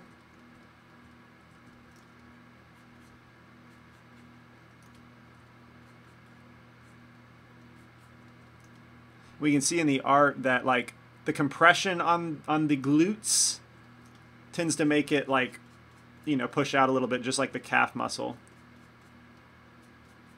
But then on this one, it doesn't puff out as much as it contracts and gets, you know, pretty tight.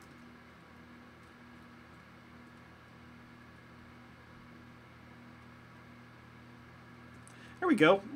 We're making good progress. Let's compare it to the one I did earlier.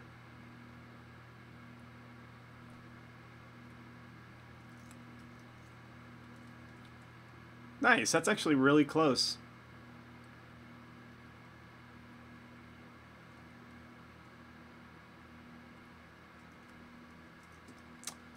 Sweet. So I guess I could maybe try to start a new one. Here's something I wanted to tell you about.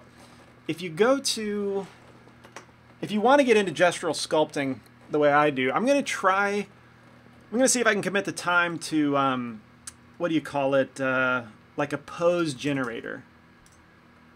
I was looking at this up earlier. This one looked pretty good. So what this does is just like puts a random picture. That's kind of an odd one to start out with, maybe. Let's start with let's go to the next one. So you can like sculpt these, right? Like you can time it, the next pose in 25 seconds. We can change that time to like, let's say 10 minutes. Limit yourself to 10 minutes per sculpture. Sculpt it, do a gestural sculpt, and then it'll switch after 10 minutes, and you'll go on to another one. So I think that these are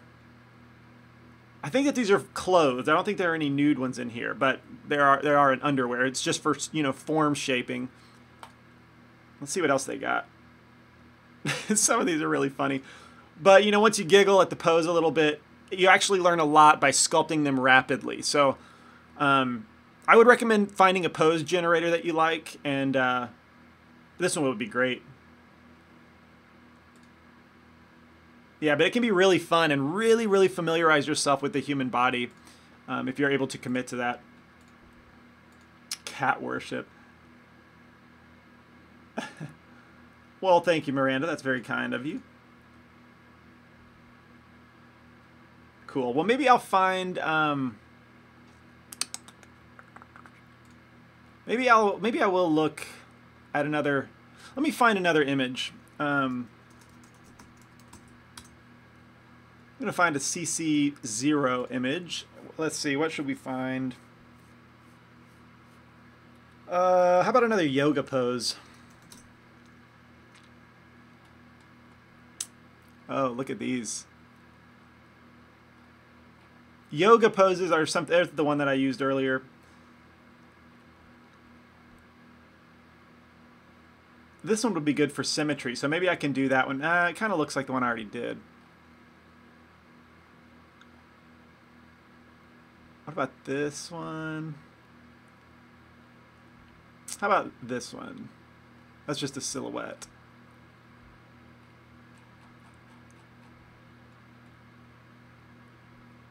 This one's pretty wild.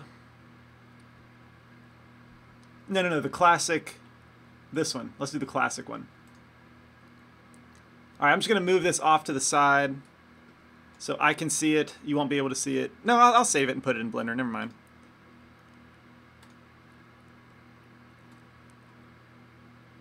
Sorry, give me a moment. I didn't know that I would finish that necessarily. Image.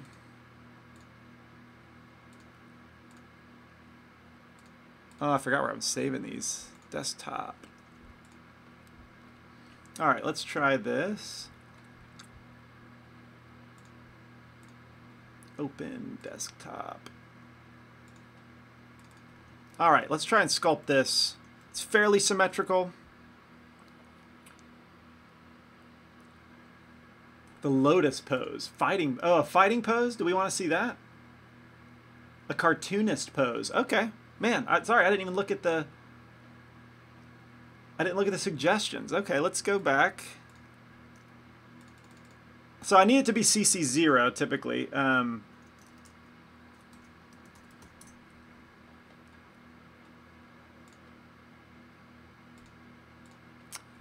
Let's see... Oops, wow. Let's see if there's any good cartoon poses.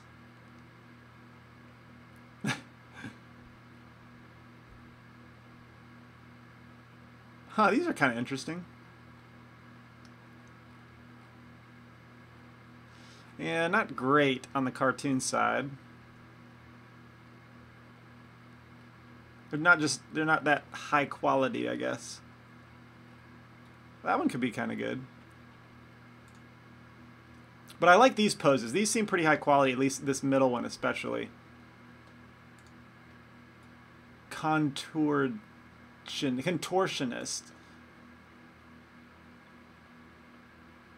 Can you tag someone in the comments? Yes, Dragon Ice, all you have to do is do the @ symbol and then the username. So the way that you do that is, so Dragon Ice, if you can see, if I hover over one of your usernames or one of your display names, in the bottom left, I'm using Chrome. In the bottom left of Chrome, it'll show the the URL to your page, which the last part of it is, this is not a great way to explain it. If I, hover over your name, right click, copy link address, paste that, and the last part after the slash is the username. All right, so delete everything but the username, put the @ symbol in front of it, and that's how you can mention people. We're gonna make it much more intuitive, but currently that's how you like hack it. Okay, cool. I'll sculpt this one right here, real quick. Cartoony pose. You don't have to just do yoga or like realistic human poses. All right, let's try that one. Got about 10 minutes. Can I do it?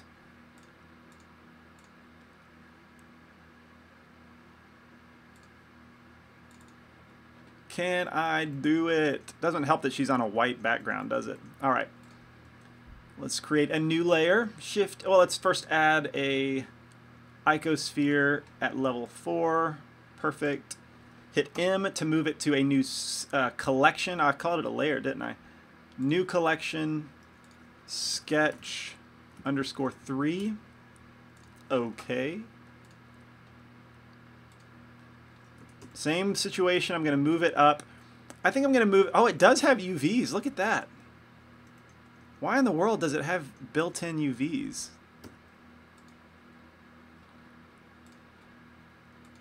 Has it always been that way? I didn't think any of the primitives had built-in UVs. Interesting. I like this pose in the middle. It's got good action, good flow. So I'm going to make this sphere be sort of the pelvis region, and then we'll start from there. I'm going to jump into sculpt mode.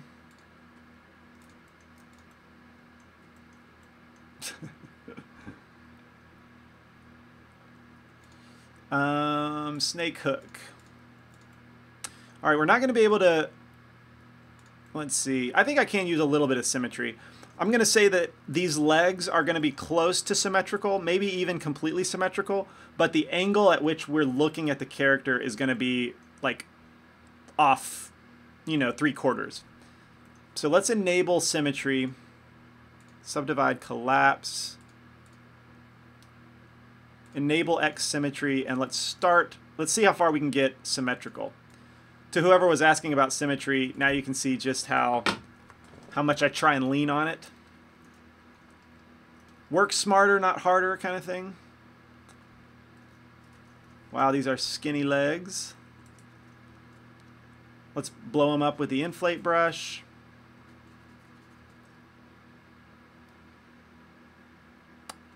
Snake hook to drag out the toes.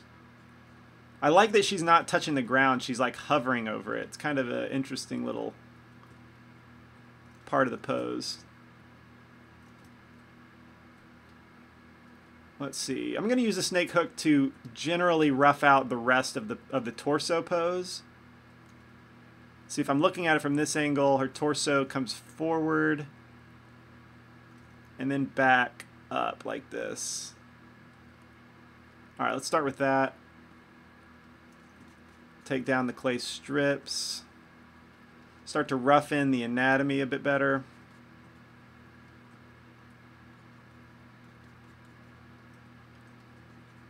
Like get some glutes. Get some general, skinnier waist kind of thing.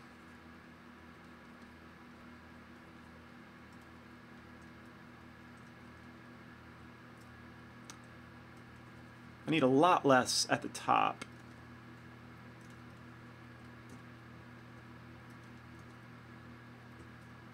Being a cartoon, like her legs are really, really long, but her torso is very, very short. That's kind of classic Disney style character.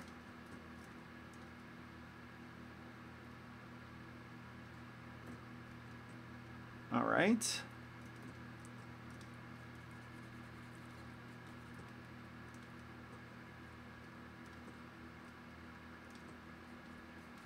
Build up the leg shapes a bit better.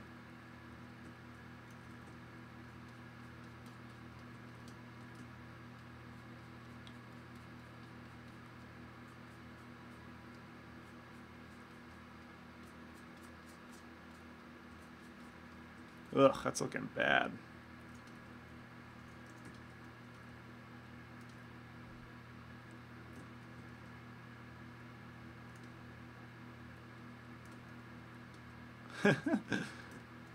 That's so bad. I don't like to use the smooth brush that much because we lose that gestural type stroke pattern all over the surface, which I like. I think it does a lot for the style.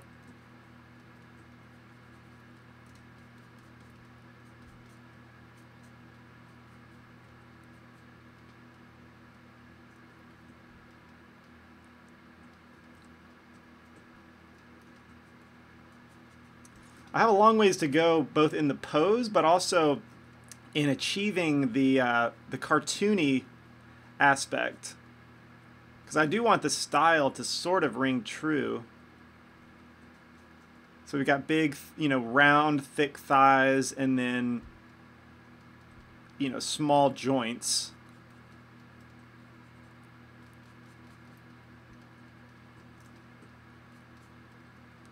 Question: do you always have to do human anatomy for gestural sculpting, or can it also be an animal? Absolutely an animal. Now that you mention that, when I was preparing, I did mean to grab a dog pose. I have one now that I remember. I have a dog pose saved that I was going to use.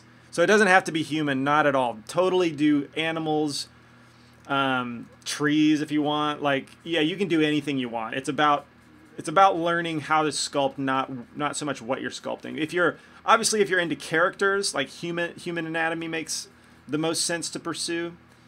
Like, you definitely want to be good at that if you're trying to be a character artist. Characters is a big thing that I'm into, so naturally I kind of went towards the human place. But yeah, I mean, I should have done the dog now that I'm thinking about it, because you've already seen all these shapes. Yeah, that was a missed opportunity.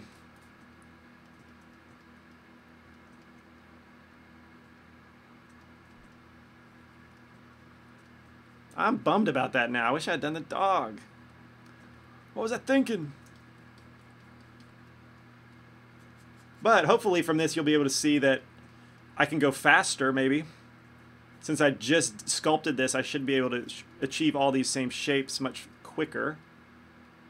Alright, that's not too bad. It's a little masculine, maybe. But I feel like I'm getting somewhat close to the pose. They do look sort of like man legs. Maybe I can like emphasize like the hips a bit.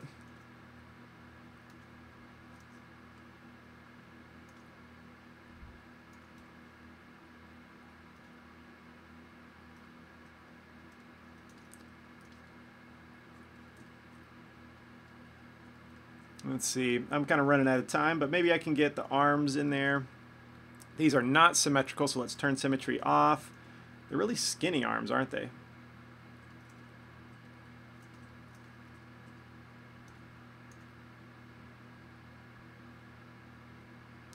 Maybe I should also go down to 5. That'll help, so I can actually pull out the arms and have enough geometry.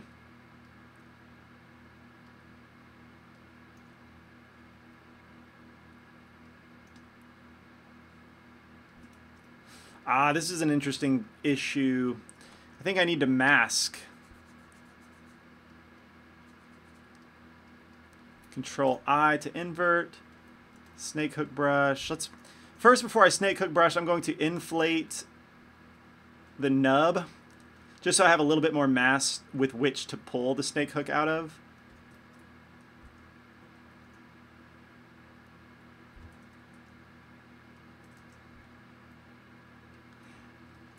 Weird.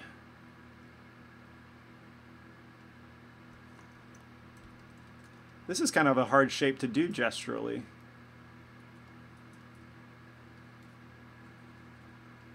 Let's go back to the size of 10. I'm getting a little too detailed, or too much geometry too quick. Let's clay strips and carve that down a bit.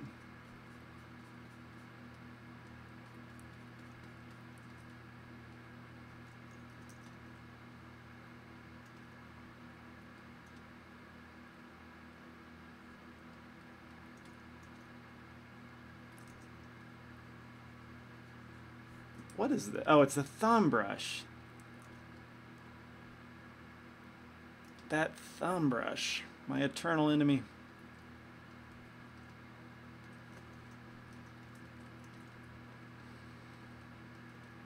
Whew, she's got some muscles on this right arm, doesn't she?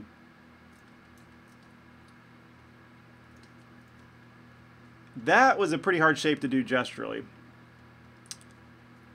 Need to keep that in mind.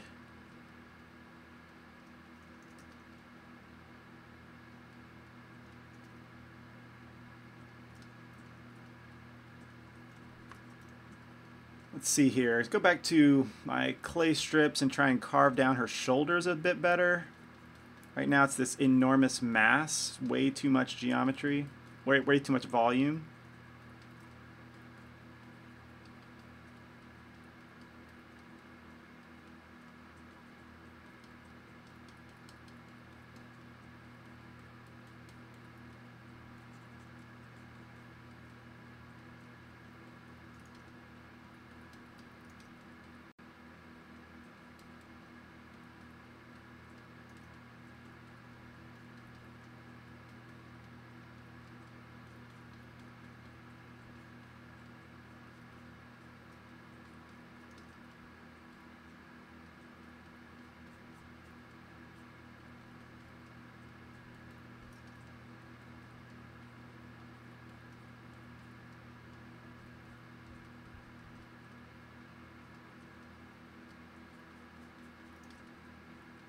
Sorry, I'm getting quiet. Just trying to address her chest and achieve this shoulder shape a bit better.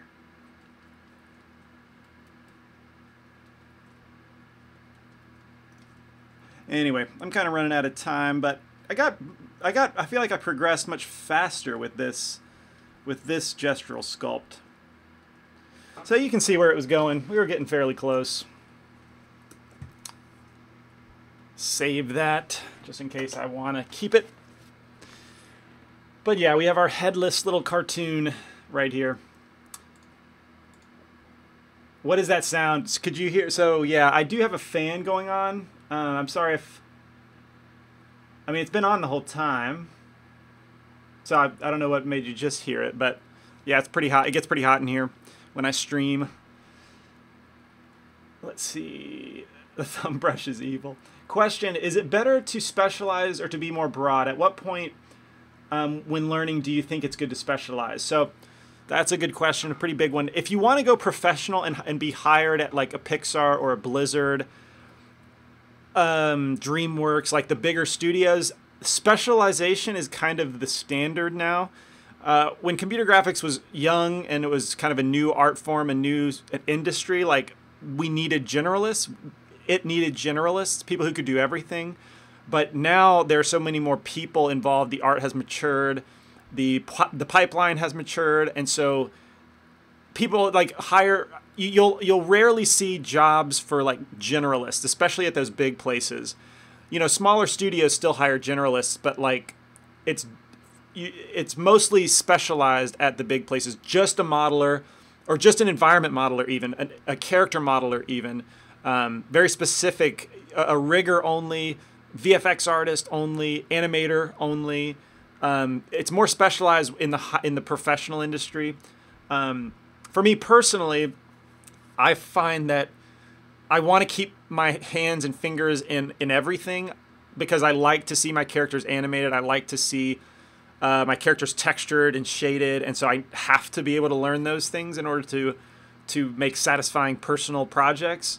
But when I applied to get a job, I applied as a character artist. Even though I had materials, textures lit and rendered, I still applied as a character artist. So that was specialized. That's the general consensus.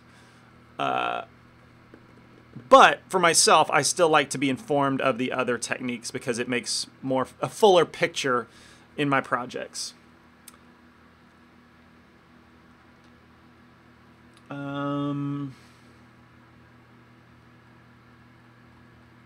because computer graphics is such a big field, it's hard to do everything really, really, really well. Very, very difficult to do everything super well. Did I miss any other questions? But yeah, I think that what Miranda said.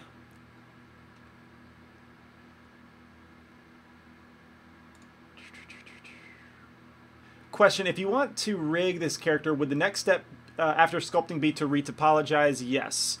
I like to sculpt my characters to about 50 to 75% of their final detail level and then retopologize for animation. And then if I want, I can add more sculpted detail as a multi-res modifier onto that nice geometry. But yeah, for pretty much, like, you're just not going to be able to animate this kind of geometry very well. That's just not, like, kosher. That's not really... that's just not good practice. Unreliable for optimization. You know, rigging a lower resolution mesh that's more optimized, that's good for animation because you can play back in real speed. It's better for deformation. You know, you have fewer points to control the deformation, but in general, yeah, this is just kind of throwaway geometry for sculpting. Awesome. Okay, well, that's about it. I've kept you for 2 hours now. Yeah, so I'm going to continue with this. I'm probably going to try, with the gestural sculpting, I'm going to try and record a tutorial soon about it in a more, like, concise teacher kind of way. This was more exploratory. I hope you guys learned some things. I hope it was helpful to like, clarify your mindset on how to progress as a Blender artist, a Blender modeler, especially. But I look very forward to seeing what you do this week. Please impress me.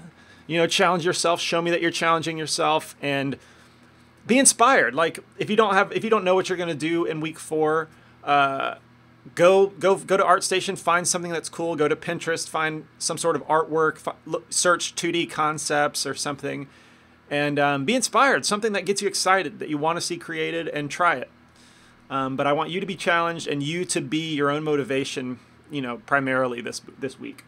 So awesome. Thank you guys for being here. Always a pleasure hanging out with you. And we will have another stream next week. It's the class wrap stream where it's very, very relaxed, where we'll go over homework like we usually do, answer any last minute questions that you have before we close out the class officially. But there will be no homework next week. Just the final stream. So I'm looking forward to wrapping up the class, ending on a strong note with all of you. And I will see you in the class threads. So thank you. Have a great day.